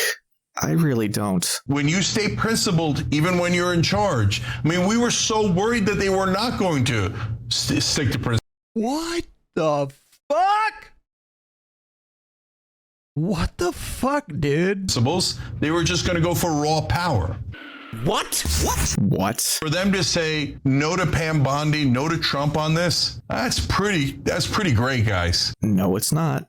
It's really not. They push back because they know they don't have to actually do anything. They can just continue to support Trump, who in turn will do it anyway. Oh, I guess he means like the voter base, like the Republican voter base, but it's almost even more absurd to claim that the Trump supporters and right-wing media have been principled on their positions, like, you know, First Amendment protections and, you know, due process and no political prosecutions. And, you know, the list goes on and on. Now we learn what Anna and Cenk's names mean. Keeper of treasure.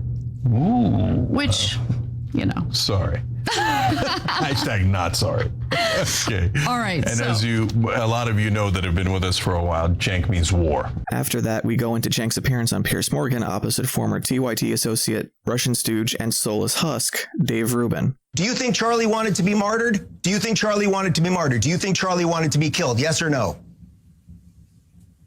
Of course not. What kind of asinine question is that? The New York Times has uncovered some of the shady business deals involving his family and his Middle East envoy, Steve Witkoff. If you're wondering whether Cenk has anything to say about Witkoff when yesterday he said that he was really trying for Middle East peace, he does not. I'm tired of Donald Trump suing the press every time they hurt his feelings. I've been smeared by the New York Times. This is not about defending them. This is about defending the press. But make no mistake about it, this lawsuit that Trump is filing against the New York Times is meant to intimidate them and prevent them from reporting on what he might be doing in the Oval Office, what actions he might be engaging in that could be illegal or unethical. I hope they fight back. You know what?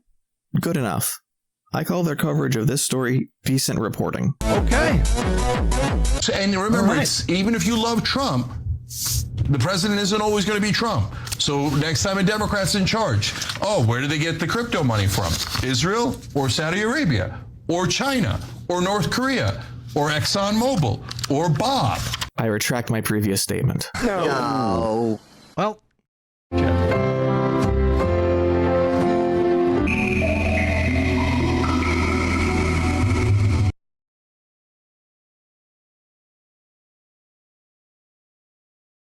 So I've given this advice to Democrats and President Obama many times before. They never listen.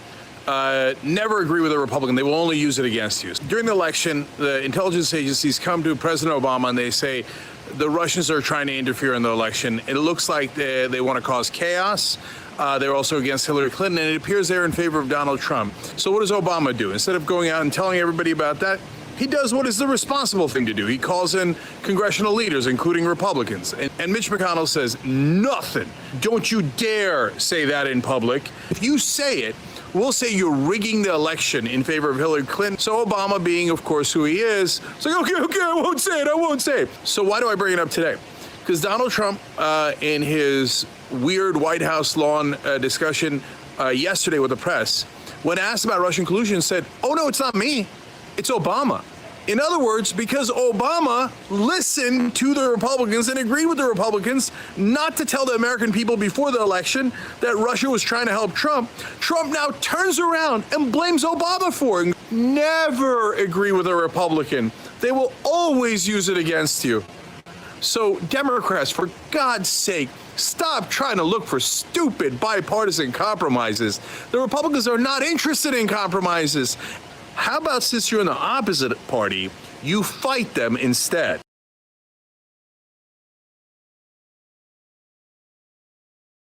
We're over the hump. 2 days left. Hopefully the next couple of days are easy. So joining us now is Ken Klippenstein. Oh, fuck my cock. I always love the fact that you're willing to publish things that other journalists or reporters are, for whatever reason, terrified to publish. Yeah, Ken Klippenstein's Substack is super edgy. If you also believe yogurt is too spicy. Oh, I'm saying it. The conversation starts out mostly fine, talking about how the shooter was just an ordinary guy. The whole thing just fell apart. But when they get to broader politics, the whole thing just fell apart. How often do you see Chuck Schumer getting up there and saying Donald Trump is just such an existential threat? Ken Klippenstein and Emma Vigeland are very similar in this respect. Like Ken Klippenstein, he'll come up with the fucking craziest flowchart criticisms of Democrats. When I see something like that, I think, okay, what is he not saying? He's not talking about other policy stuff. You are both siding Chuck Schumer saying Trump is an existential threat and Trump using the military to blow up a Venezuelan boat, which Cenk and Anna talked about yesterday as a pretense for invading Venezuela. I see it as a cop-out in a lot of ways and useful to them to just like ratchet up rhetoric and sound like, look, I'm doing all this really exciting stuff. Trump too, when he does these, when he blows up the boat. And so since he's not actually going to fix that in a systemic way, you've got to create this theater of look how tough I'm being, just like I was talking about with the Democrats. Fix things in a systemic way when they're the party out of power? How the fuck does that make sense? Don't get upset at the person doing bad stuff. Get upset at the people calling it out for saying that it's bad. Just ringing the alarm all the time. And some people are going to take that seriously. I mean, that's the reason why I see this as like the kayfabe, like presidency. Nothing's really real, but it's exciting and it seems like something real is happening. This isn't some profound understanding. This was happening during his first administration. Would you say the killing of Iranian General Soleimani was just kayfabe? There are dead people on a boat who you yourself said have not been identified nor confirmed as having committed any crime. extrajudicially killed in international waters, and you're comparing that to Chuck Schumer saying that's an emergency, in terms of there not being an actual emergency. This is the kind of stuff that makes me bristle when they talk about Gaza, because in every other circumstance, they show that they do not care about people getting killed if it proves they can seem above it all. Yeah, like the National Guard deployments. I oppose those, and I think that's bad just because it's corrosive to Democratic attitudes to just see troops marching around.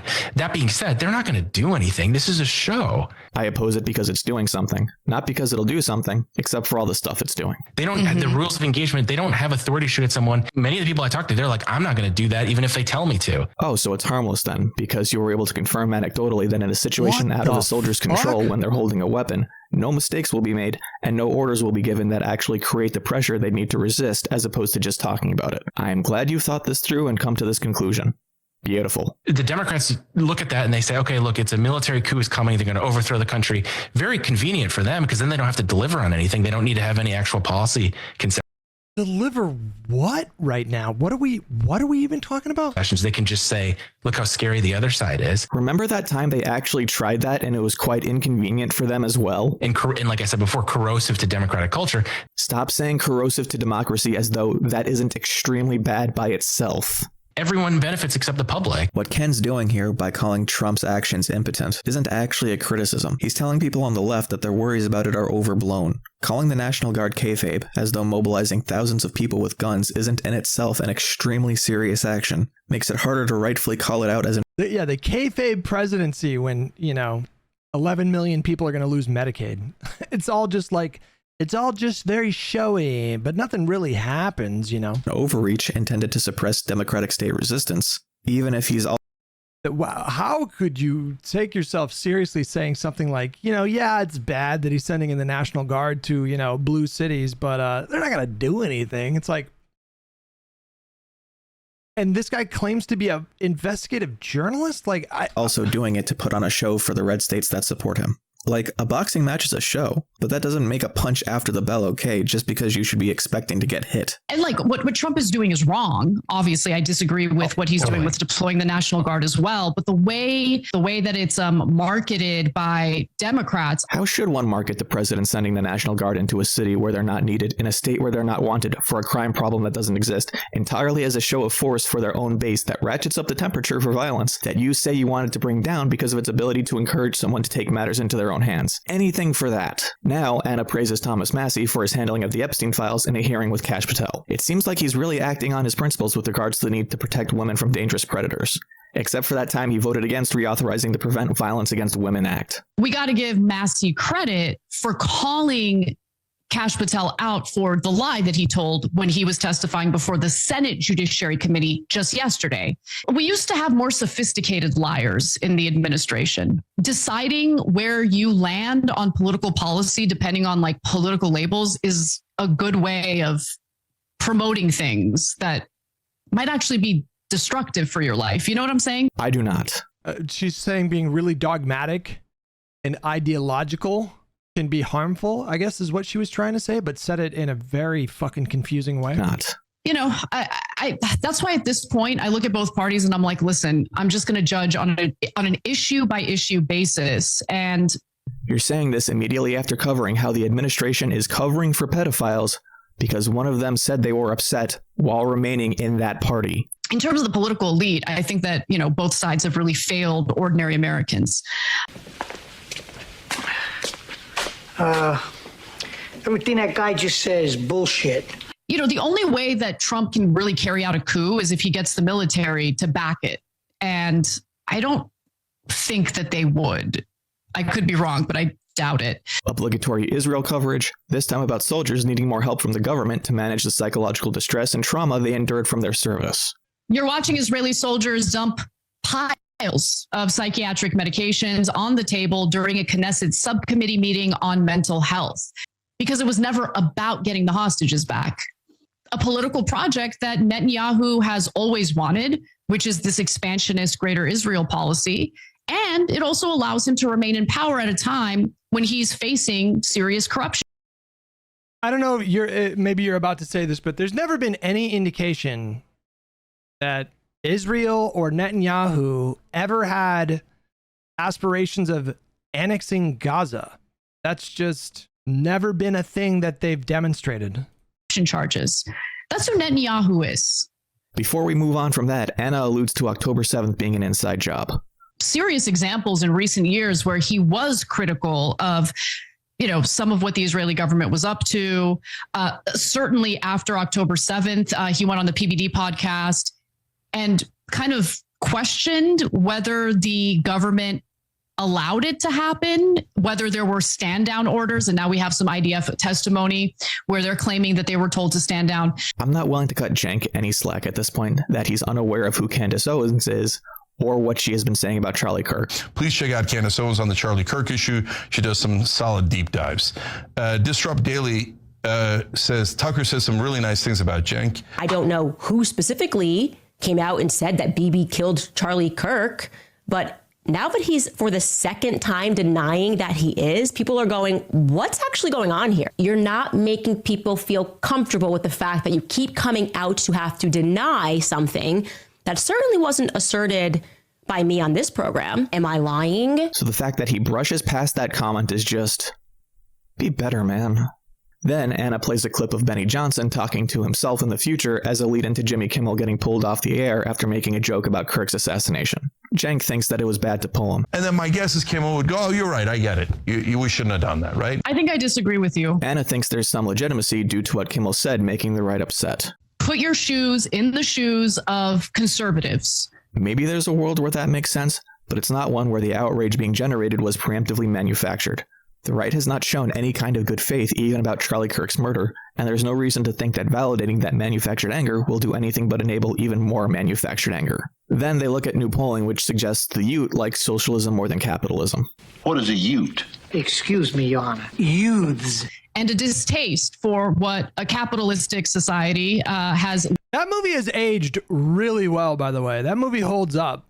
My cousin Vinny came out in, 94 or something like that. And it's still really funny. We watched it back like a year ago or something like that. It's still super funny. Led to giant wealth inequality, unaffordable housing, all sorts of issues that Democrats are blaming on. Hey, it's funny, man. The problems we are experiencing are not inherent to capitalism and can still exist under socialism.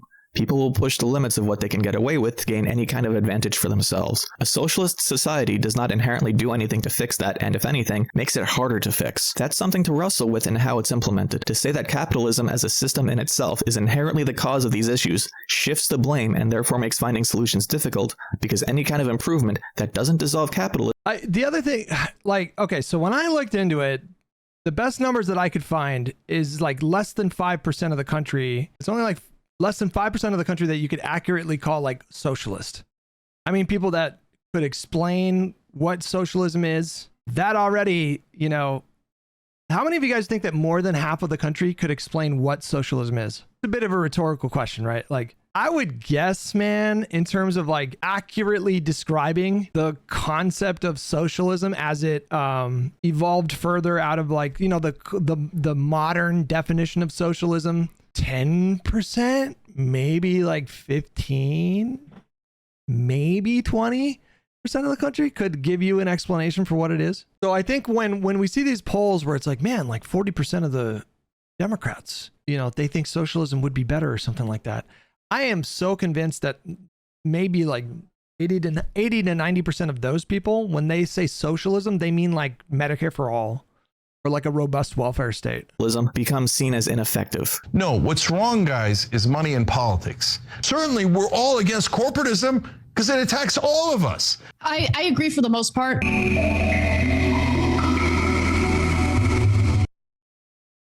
I wonder if there's a and now, survey for this. Weird shit I can't explain that's had me spiraling since I started watching the Young Turks. Why does their website still sell merchandise that promotes social distancing and hand washing? Do they have the likeness rights to Rosa Parks, Ketanji Brown Jackson, AOC? Wait, what? If you can read this, you're not participating in social distancing? Oh my goodness.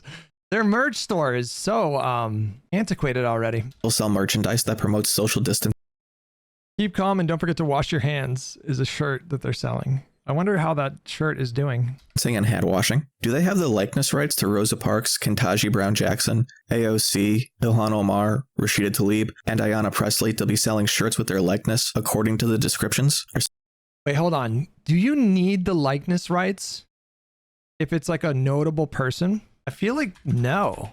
I feel like anybody can make a Trump branded shirt, right? To sell shirts with politicians' faces, you generally do not need the likeness rights. However, you must have the right to use the images or have permission from the... Okay, never mind. I mean, that's just not enforced. Let's be honest. Nobody is enforcing those. Some of the designs AI generated. Dr. Rashad Ritchie, who hosts Indisputable on the Young Turks, has 3 PhDs and invented a device that cures Alzheimer's. Why does he have an award from a website that advertises itself as having an award with AI generated? They're actually... So that we do have polling from Gallup in 2018. So not that long ago. And I would assume these numbers probably have not shifted too much. And according to Gallup, 23% in the US understand socialism as referring to some form of equality. That's not it. 17% say socialism means government control of business and the economy. That's not it. That could be a part of it, but that's not how you define socialism, right? I mean, no, I don't think I would define it that way. Like socialism is just simply when we're talking about socialism, we're talking about seizing the means of production, like, transferring ownership of capital from the bourgeois to the proletariat, right? Which could include, right, like government control of business and the economy, but I mean, fascist control business and the economy, So I just don't think that's the way that you would define it, right? In 1949, 34% defined socialism as government control of business. 23% of Americans say that it's just some form of equality, but that's just like very much not what that word means. 17% government ownership or control, government ownership of utilities, everything controlled by the government, state control of business. That's not how you define socialism. Benefits and services, social services, free medicine for all. 10% of Americans think it's that. That's not it. 6% think it's modified communism. That's not it. 6% think talking to people. Oh my God. Oh God. Just Minecraft me. Just Minecraft me in Minecraft. 6% of people think that socialism means talking to people, being social, social media, and getting along with people. 3% say socialism is restriction of freedom, being told what to do. 2% say socialism is liberal government, reform government, liberalism in politics. It's interesting that Gallup doesn't even... It seems as though this is kind of crazy to me because it seems as though Gallup is not even giving people an option to choose the correct definition. Am I crazy? Like there is no like right definition on this list. The person who made this poll for Gallup seems to not know what socialism is, right? The definition of socialism is fluid. I don't think there's ever been a purely socialist society that lasted any meaningful period of time. I guess this might be the closest to an accurate definition of socialism as a cooperative plan, which, I mean, that could mean a lot of different things. I'm just so baffled by this poll because they literally didn't even offer the correct definition as a possible answer. And Ayanna Pressley to be selling shirts with their likeness according to the descriptions. Are some of the designs AI generated? Dr. Rashad Ritchie, who hosts Indisputable on the Young Turks, has 3 PhDs and invented a device that cures Alzheimer's. Why does he have an award from a website that advertises itself as having an award with AI generated photos of people holding the award? Why don't the number of new subscribers on the separate join pages sync up? Why do they have a Substack when the owner is extremely right-wing? Why is there nothing to indicate on the main website that the Young Turks has an advertising department that's operated by Cenk's former presidential campaign manager, who runs a PAC that paid for 2 of the advertisements, according to the descriptions on the YouTube videos and FEC disclosures? Why did Cenk accept sponsorship from a coffee company that promised to donate to progressive causes that happen to all be operated, affiliated with, or owned by Cenk? Why does that coffee site list about $22,000 raised for those causes, but only a little less than 10% of that can be accounted for in FEC disclosures? Why does it look like that coffee site stopped updating in 2022 with no announcement based on complaints on the TYT forum? Why are the Young Turks sponsored by Chapter, a Medicare assistance program that was founded by Vivek Ramaswamy? Why did they accept sponsorship by Polymarket, which got a large investment from Peter Thiel? Why did Cenk have such an extended relationship with Joseph Sandberg, former CEO of Aspiration Bank, before the bank declared bankruptcy and Sandberg pled guilty to wire fraud this past August? Why did Cenk run for president and raise almost $500,000 despite being constitutionally ineligible? I nearly lost my mind trying to answer most of these questions. If there's anyone out there watching this who can in some form shed any light on this, please, my sanity is fading. I need to know what's going on.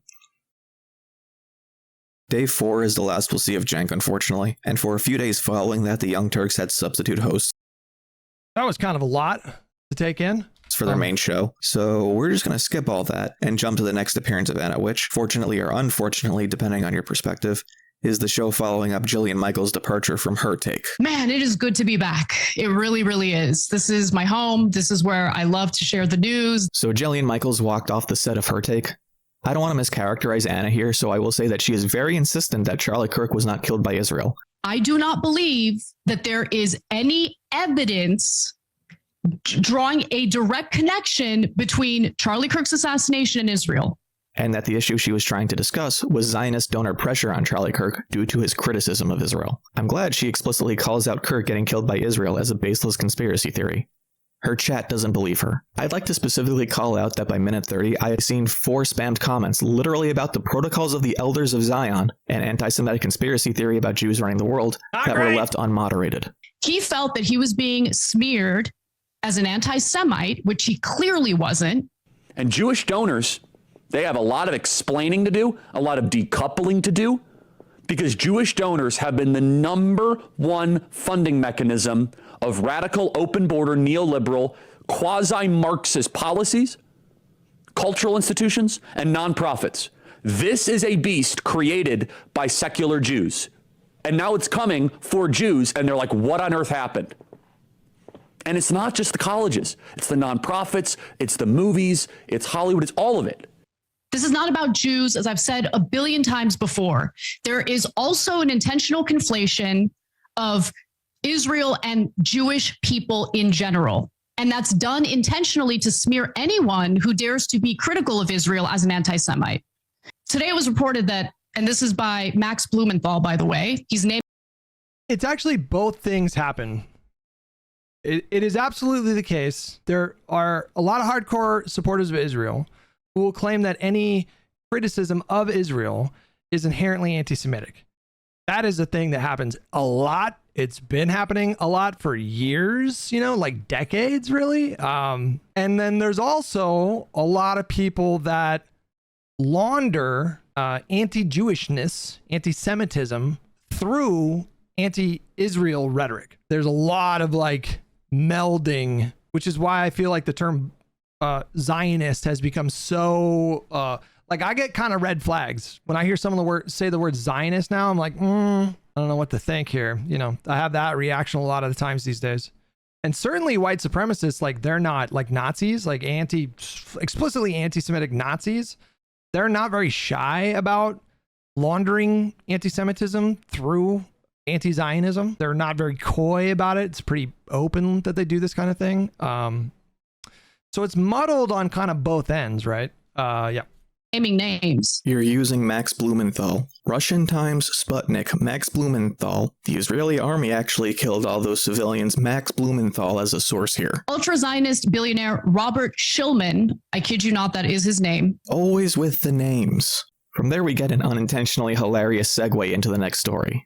We'll get to the news. We'll get to the really important matters of the day, including Trump basically listing people he doesn't like as terrorists in the country. We'll be right back. So Trump has decided to label Antifa a terrorist organization, despite it not having any kind of structural organizing behind it. So this really does remind me of the excesses we saw from the federal government in the aftermath of 9/11. A terrorist attack on U.S. soil. Thousands of innocent Americans died as a result of Al-Qaeda's attack. And people are scared. And when people are scared, when people are angry, that's the perfect opportunity for, the federal government and authoritarian figures within the federal government with authoritarian tendencies to take full advantage. And that's what I believe Trump is doing here. And here's where you can see the crystallization of why I called out Anna's unintentional slips on prior days. When she's about to call Trump an authoritarian, she pulls it back. And in case that might seem like a one-off, she uses that specific phrase, authoritarian tendencies, to describe other world leaders. And then she equates it with the hypothetical of being upset at Biden if he crapped down on protesters too by saying the people who protested lockdowns had a right to? Because I remember when, the shutdowns had happened during COVID, and there were plenty of conservative protesters who were peacefully protesting. Despite the fact that, the lockdowns were under Trump. So I had no problem with people protesting the shutdowns. And those people were predominantly right wing.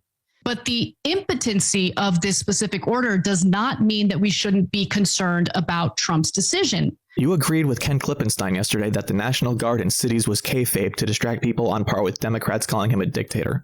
Why would you consider this to be any different? One tactic has been to target the tax-exempt status of nonprofits. I actually don't have a problem with that, to be honest with you.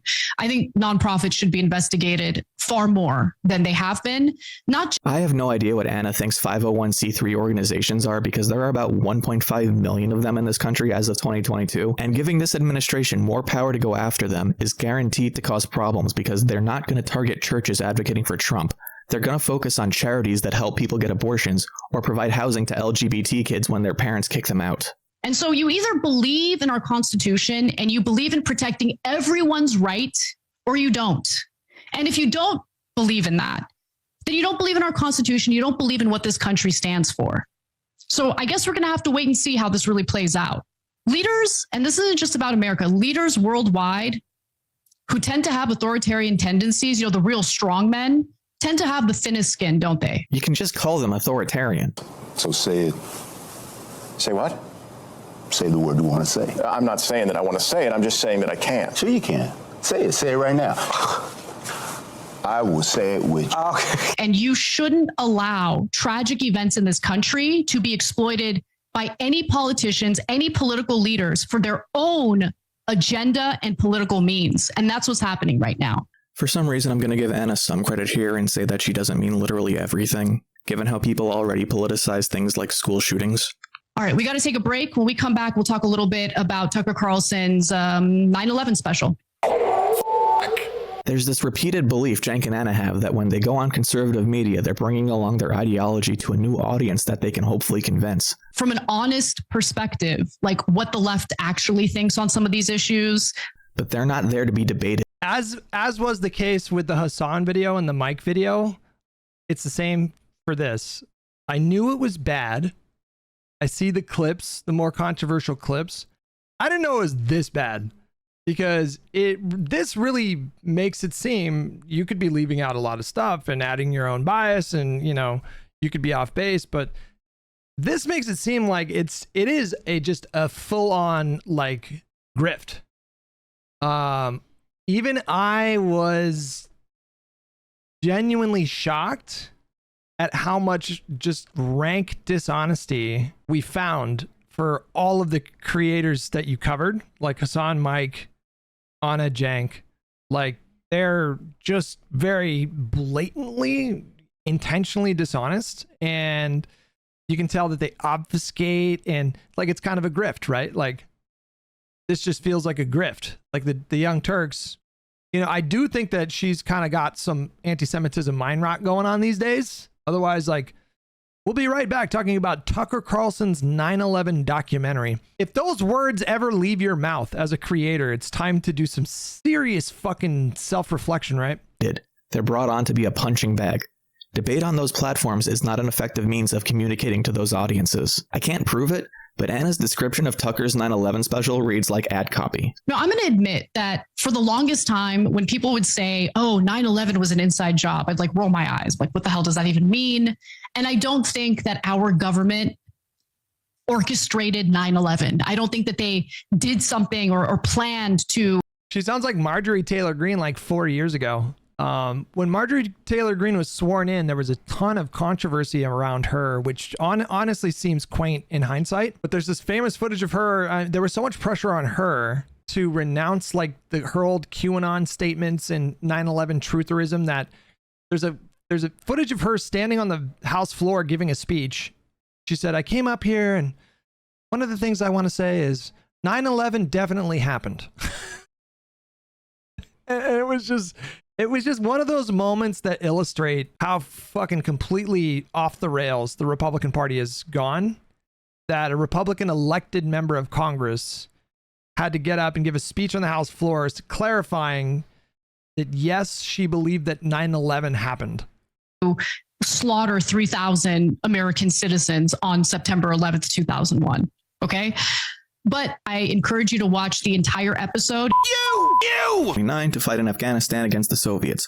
He formed Al-Qaeda with other veterans of the war after it ended in 1988. They were extremely religiously conservative, and their goal was to bring about an Islamic caliphate in the Middle East. After Saudi Arabia rejected bin Laden's help to fight Iraq during the Gulf War, where they instead accepted U.S. support, bin Laden declared a jihad on both Saudi Arabia and the U.S. He was subsequently expelled from Saudi Arabia and disowned by his family, eventually setting up a base of operations in Afghanistan with support of the Taliban. Between 1991 and 2001, Al-Qaeda commits several terrorist attacks against the United States and others. Notes found in 2011 during the raid that killed bin Laden outline his initial planning of the September 11th attacks. The inspiration came from a pilot in 1999 who intentionally crashed their plane. Bin Laden would finance the eventual hijackers coming to America and receiving flight lessons. While multiple American intelligence agencies were tracking Al-Qaeda members, including ones that came to the United States, bureaucratic barriers and interdepartmental reluctance meant that there was no fully coordinated effort to handle them. During the 9/11 Commission, this was specifically brought up and called out. On September 11th, 2001, hijackers smuggled knives and box cutters through security and boarded cross-country flights on the East Coast that would be loaded with fuel. 2 planes would be flown into the World Trade Center and 1 plane would hit the Pentagon. A 4th, United Flight 93, crashed before it could hit any potential target, the passengers having fought back against the hijackers. While the fires in the towers were not hot enough to outright melt the steel structure, they were able to significantly weaken their integrity, and along with the physical damage caused by the planes, it was enough to cause their eventual collapse. They fell straight down because they're fucking buildings. The upper towers that buckled the floors beneath them didn't have enough force acting on them from the outside, and the angle of the damage within them could not heave their massive size to fall at a sharper angle. Professional demolitions, you see, don't just collapse inwards because of the way the explosives are planted. Part of the professional expertise is to make sure that the subsequent rubble isn't blasted outward, which, if you couldn't tell by the plume of smoke and rubble, the collapse of the Twin Towers very much did. Building 7 across the street from the World Trade Center collapsed because the building caught fire and burned for hours. Though a passport from a hijacker was found some blocks from the World Trade Center and was delivered to the police, it was not found directly on top of the rubble of Building 7. All you need to do is look at the references on Wikipedia to know that the information Anna is talking about in Tucker Special has been known for almost 20 years at this point. I think it was informative. It was backed up by documentation that was provided by Tucker Carlson. Definitely watch it for yourself. After that, Anna talks about Trump's speech at the UN. Questioned the point of the UN and even tore into your... I'm sorry, we need to pause on that for a minute. Anna Kasparian on the Young Turks suggested that her audience watch the entire 9/11 special done by Tucker Carlson.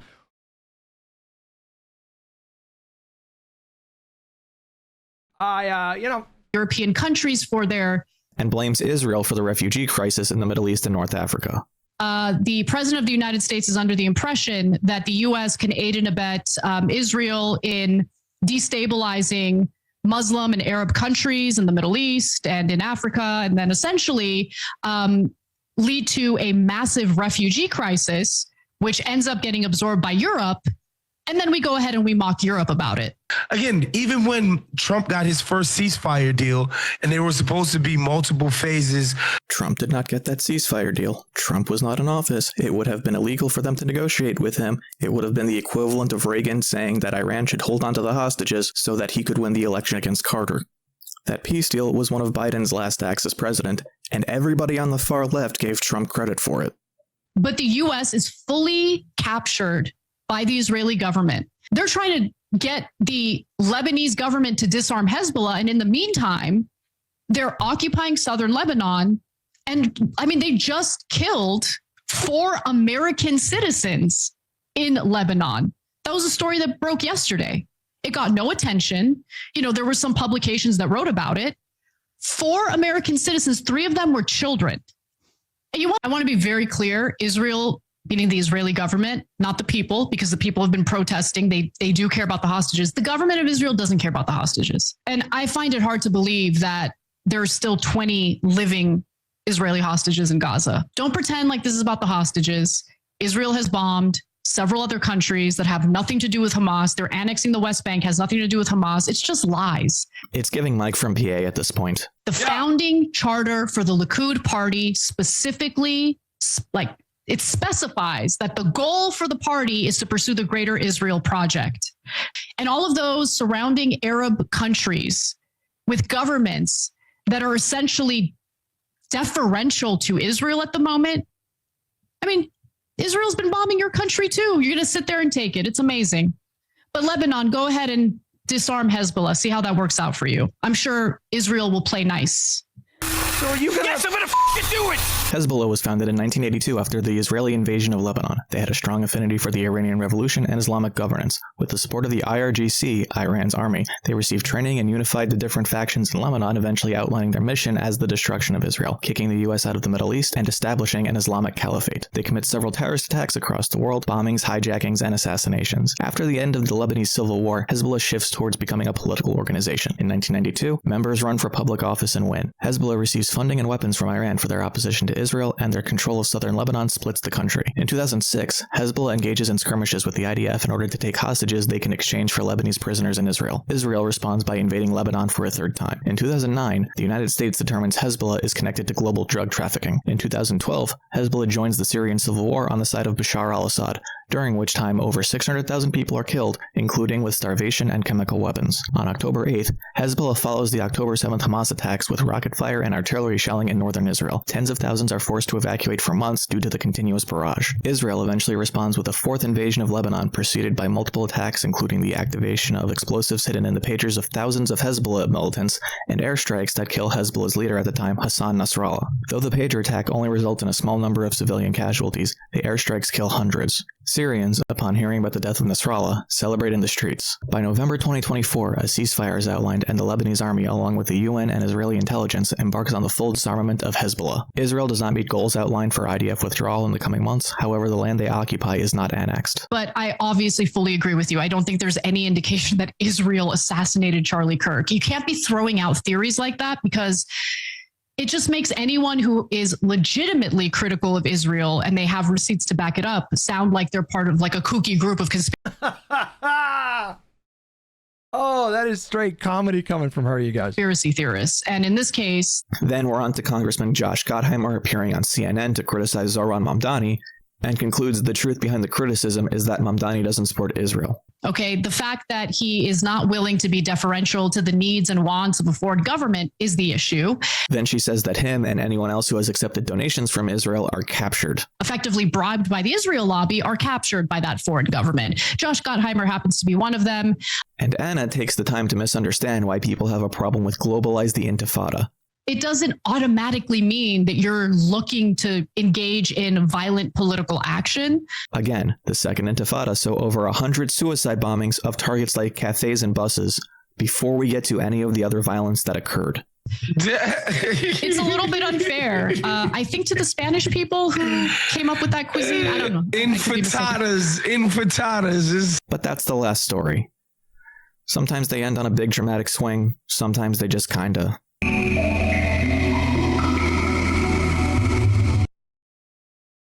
Hey guys, this is a story actually two stories that came out, and I hate that it's become normalized so that we don't even cover it that much, so I'm trying to fix that. One is about Al Green, but he did a town hall recently where he played some recordings of people who'd called in, who, when we cover these issues, the right wing says, oh, you're bringing up race. No, I'm pretty sure that those callers were bringing up race. We're supposed to brush that off, I guess. But why? And so it's easy for you sitting at home, no matter who you are and where you are on the political spectrum, to say, Al Green shouldn't sweat it when they talk about lynching him. But you might have a different perspective if you were Al Green. It's not like there hasn't been violence done to Democratic legislators by right-wingers, including recently. You say that's just anecdotal. First of all, anecdotal to you, again, a little bit more concerned if you're Al Green. When you ask Republicans, do you believe Obama was born in the U.S.? You know, Bernie Sanders said this in the past, it's a great point. His father's from Poland originally, but nobody ever questions whether Bernie Sanders was born in the U.S. And there's Bernie Sanders, Obama, both progressives. In Obama's case, kind of. 39% of Republicans, even after Trump admitted that he was lying about it. So unfortunately, it affects a huge percentage of the Republican Party. And then the most extreme elements are the ones here talking about lynching and murdering black people. It's also Republican politicians. So there's a Republican member of the Mississippi House of Representatives. His name is Carl Oliver. If the, and I use the term extremely loosely, quote, leadership of Louisiana wishes to, in a Naziist fashion, ironic, burn books or destroy historical monuments of our history, they should be, and this is capitalized, lynched. It is a trend worth noting. Doesn't mean that every Republican believes it. It certainly doesn't mean every Republican politician believes it. But there are some conservatives out there now openly talking about lynching black people. And so we should not normalize that. We should not accept it. We should call it out for what it is. So call it what it is and understand what we're dealing with here. It just feels like, and maybe this is the conclusion that you reach, but it feels like they just go where the wind blows. That's what this feels like. You know, like in 2017, that was like the peak kind of pendulum swing towards the left and like peak kind of like woke era. And it seems like their tone, like the tone of their coverage. Now, I don't know the totality of their coverage, but it seems like back then they were very much in line with like the resist libs who were, you know, sounding the alarm about Trump at every turn. And it seems like they were more in line with that back then. And then after this last election, there were some demographic shifts. Trump did a little bit better with like young people and black voters and Asian voters, Mexican voters, or Hispanic voters. And it just feels to me like a cynical calculation that they made very kind of like right after the election, where they were like, okay, the culture is headed in that direction, so we're just going to go that way. That's what it feels like to me. Marshall McLuhan was a media theorist who coined the phrase, "the medium is the message." What this means is that the way you convey a message determines how that message is received and contextualizes it beyond the words themselves. For example, whether a popular streamer is charismatic or interesting, their popularity conveys a message of importance that compels people to continue listening to them, even as they're waiting, potentially for hours, to hear something entertaining or informative. Their reputation creates an expectation for an eventual result. A handwritten letter you receive in the mail will hold greater sentimentality than a text message. Imagine two people in the 60s spending all night feeding quarters into a payphone so they can just talk to each other about nothing. The difficulty, sincerity, and appreciation represented in the tools we use to communicate determine the value of the communication as much as the communication itself. Guys, pay attention to Conduit's writing here, because, I don't know, maybe I'm easily impressed. But I think your writing is so good. I think it's like your greatest strength. Like, you know how to express your points in really compelling ways. For me, that is. Presenting as progressives, the Young Turks can say whatever they want, even if it contradicts the principles and standards of those belief systems, and it will be taken as adhering to them, because the baseline of the communication is that what you are receiving should be progressivism. As their audience loses the communication skills necessary to espouse their political beliefs, the resulting cognitive dissonance makes it so the shortest path to resolving their own belief system becomes the removal of barriers to implementing it, rather than doing the work to convince people. Hold on, I gotta marinate on that. Hold on. Sorry. And it will be taken as adhering to them, because the baseline of the communication is that what you are receiving should be progressivism. As their audience loses the communication skills necessary to espouse their political beliefs, the resulting cognitive dissonance makes it so the shortest path to resolving their own belief system becomes the removal of barriers to implementing it, rather than doing the work to convince people. There's something I call the theory doom spiral that I've alluded to in my previous videos. When your strongest ideological belief becomes the complete removal of externalities or consequences, the inevitable conclusion is that any action you choose to take is an immoral one. There are two paths that diverge from this perspective. One is to lock yourself in a room and choose to do nothing so that you can affect nothing.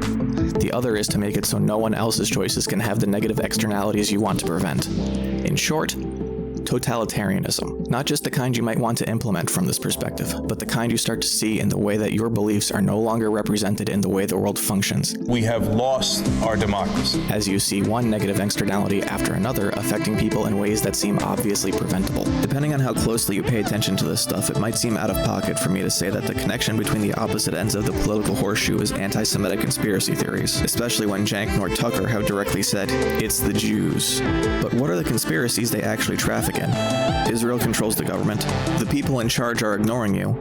the government doesn't work. None of your representatives represent you. And we see what that kind of thinking has done to people. The black pill isn't nihilism, it's burnout. Burnout people on the fringes are more likely to experience from the aggressiveness of their allies, the success of their enemies, and the high bar for success set by people like Hassan and Mike and Cenk and Anna. I don't know. Cenk has been using the same script for the last 20 years. Both parties are corrupt, the rich control everything, and voting doesn't do anything until it does. Yes, the Republicans are dirty and corrupt as it gets, but so are the Democrats. But now he's come up against a wall because what everyone else already figured out is that this time it's real. Cenk cried wolf pack too many times, and now the flock is being eaten. Our democracy is in danger. The people in charge aren't listening. And it turns out it wasn't both sides doing it. It was just one. No. He has no intention of changing a damn thing. For the last 30 plus years at this point, a lot of people have been able to live comfortable lives on the aesthetic of rebellion that you could tune in and tune out of without having to deal with any direct consequences. Media has allowed us to outsource our responsibility to stay informed, and alternative media has outsourced the burden of maintaining social cohesion. But now those burdens have gotten much heavier, and the people who need help moving them have gotten a lot louder. Talking about Republicans and Democrats as the same when Republicans are out of power is a much different experience from when the Republicans are in power. Suddenly, you remember the years of the Democratic administration as significantly more stable. You see a fresh update on culture wars you didn't know people had the energy to fight. You thought Democrats needed to do a better job of convincing you. But Republicans should have already done that. And why didn't they seem as bad? Why were they exactly the same as Democrats? Because people like Cenk and Anna have been telling you that. 99. Yes! Thank you for helping me. There's been something on my mind and it hasn't really fully formed until literally just this moment of watching your video and listening to your fucking brilliant writing. There's a big problem right now. Well, there's a lot of big problems, but there's a big problem right now with a lot of the rhetoric that we're hearing from the progressive space about, and they're all kind of like trafficking to one degree or another, and the Young Turks is just a particularly extreme degree, but they're all trafficking in the same kind of rhetoric of it's all flowchart shit, right? So like the reason why Republicans are empowered to do all the bad shit that they're doing right now is because the Democrats have not done a good enough job convincing enough voters that they're the party that should be trusted over this corrupt fascist Donald Trump administration and Republican Party. Like that's a big line of criticism that we hear constantly. We're hearing that a lot about like Jeffries right now, you know. Well, even though Jeffries is leading a near unified caucus and successfully doing his part to force Republicans to negotiate with them over these Medicaid cuts, like he's doing his job, but the criticism is about like he's not properly inspiring. You know, that's like the messaging, and I agree. Like I've talked about Democratic Party messaging in ways that I think it needs to improve, but that's just one small part of the story. The other part of this whole thing, it's like there's a whole ecosystem outside of elected politicians, and we all have like a role to play in how the country is, like how we interact with each other, how we do political disagreements, you know, what the discussions look like. And the people in media and alternative media, in my opinion, are just as responsible for the level of dysfunction that we are currently faced with. The irony is that by constantly nitpicking people like Jeffries about like the Emma Vigeland kind of approach to politics, the irony is by constantly doing that, they are actively breaking the system in a way that they accuse the Democratic Party of doing. You know, they put it all on politicians, and there's no agency for the American voter. There's no agency, you know, we're just, the American people are just these mindless automatons that are, you know, yearning to be manipulated by a sufficiently charismatic leader. And it's the Democrats' fault for not putting forth a sufficiently charismatic leader that can like wake them up out of this trance. But the way that alternative media and independent creators cover politics, I think has done a tremendous amount of damage. And now there's this financial incentive. Like it's bigger and bigger and bigger every year as more and more advertisers spend more money on alternative media and less money on like traditional media. Now there's this like financial incentive to establish and feed into narratives that foment apathy and depression. And it de-energizes voters. So like people like Cenk, you know, they make their living, you know, preaching this idiotic bullshit about, you know, both sides are the same and blah, blah, blah, blah, blah. And it's just so ironic coming from him, right? He's talking about how like, you know, both the establishment and the donors have like destabilized the country. But with his own rhetoric, which I consider to be like quite destructive and quite harmful, like he is actively like hurting us. He's like actively like really, it's not just him, right? I don't know how much influence directly he has, but it's like he represents a part of this new media landscape. You know, he's playing his role in that. And like the new media landscape, I think is just, it's just doing so much harm. Just obfuscates and confuses people, right? And the other thing too, exactly, that's exactly right. He has a financial interest in keeping people, I would say more than demoralized, like he has a financial interest in keeping people angry. The whole point is for people to be angry, but for that anger to feel impotent. So like, not only are these people fucking you, but there's nothing you can do about it because the whole thing is rigged against you. Don't look to the Democratic Party to save you because they're just more of the same. It's like the ultimate black pill. Like, you're fucked. You are fucked. They are fucking you. And I'm the one brave enough to tell the truth that Maddow won't tell on her program or MSNBC and CNN. Like, yeah, he has a financial interest in establishing this narrative that very conveniently pushes himself as a brave truth teller, speaking truth to power. You know, the whole thing is so deeply cynical and corrupt. And you couple that with his like blowing with the political winds kind of strategy. You know, he was doing like resist lib type rhetoric in 2017. And now we're in like moving away from wokeness and kind of like, you know, maybe the Republicans, maybe they're right about a lot of stuff. You know, he's chasing kind of that flank as well. And it's just, you know, very despicable, in my opinion. He's despicable. Anna, I think, is just, I think Anna has legitimate brain rot. I think she is brain broken. I think she is deeply anti-Semitic at this point. I think I'm at the point now where I'm going to say, like, it's like, when I say media, I mean like the whole landscape. So social media and legacy media, mainstream media. I think the media landscape is actually doing way more harm than the actual like politicians. It's like such a fucking problem. There's way too many bad actors. You know, our capitalist economy, and I'm not saying like, hold on, let's be clear. Sometimes there's like, you know, capitalism is based, but sometimes not so much. Just the worst kind of behavior is heavily incentivized.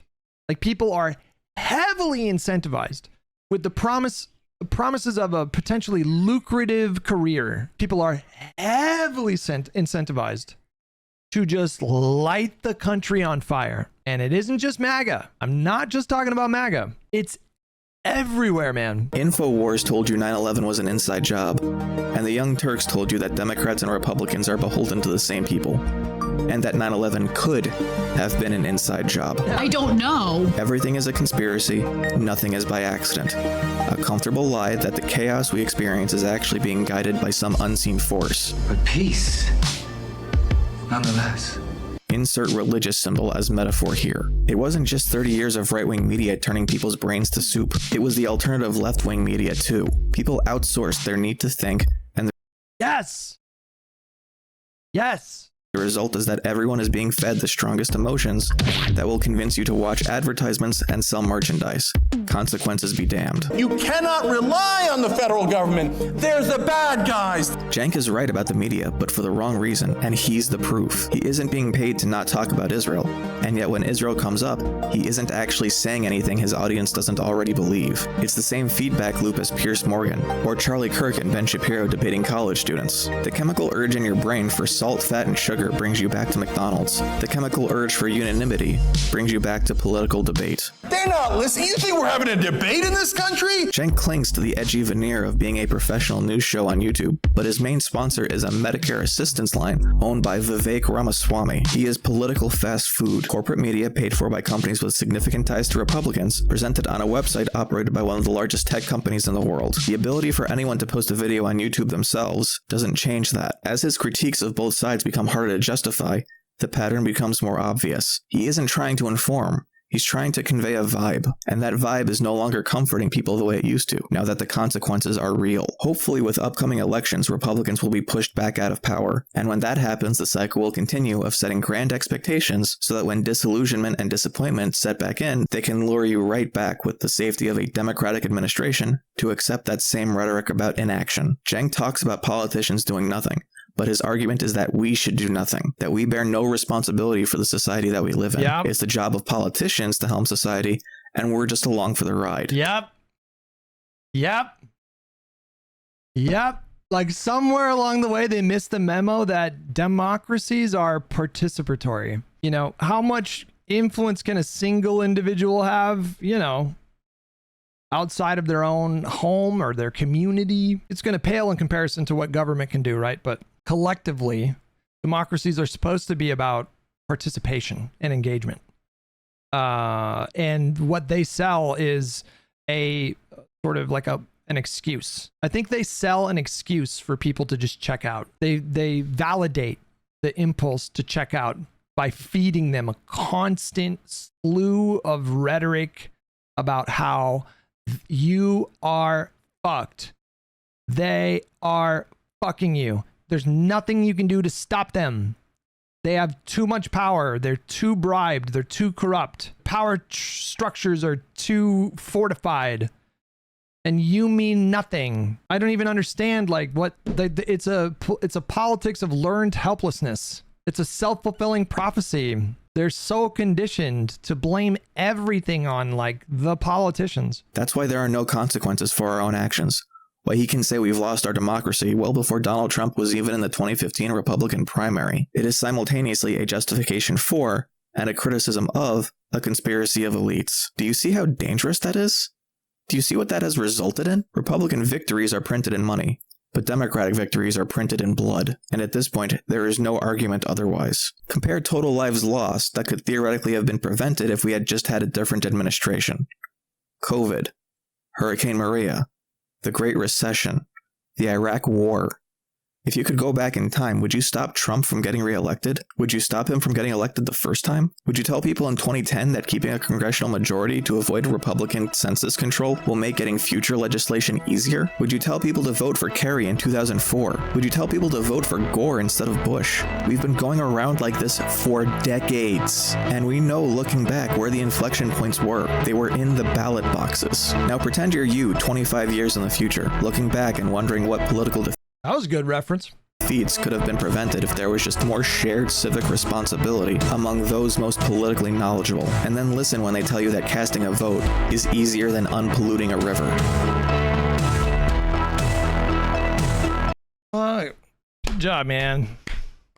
Good job. You did it again, bro. You did it again. You upstaged yourself, really. I felt like that was your best video. Yeah, I think that was for sure your best video. Like it was way more polished. The text looked way better. I really love that you picked like better fonts. And I just love your writing. I just fucking love your writing, man. I really do think you have like a fucking bright future, man.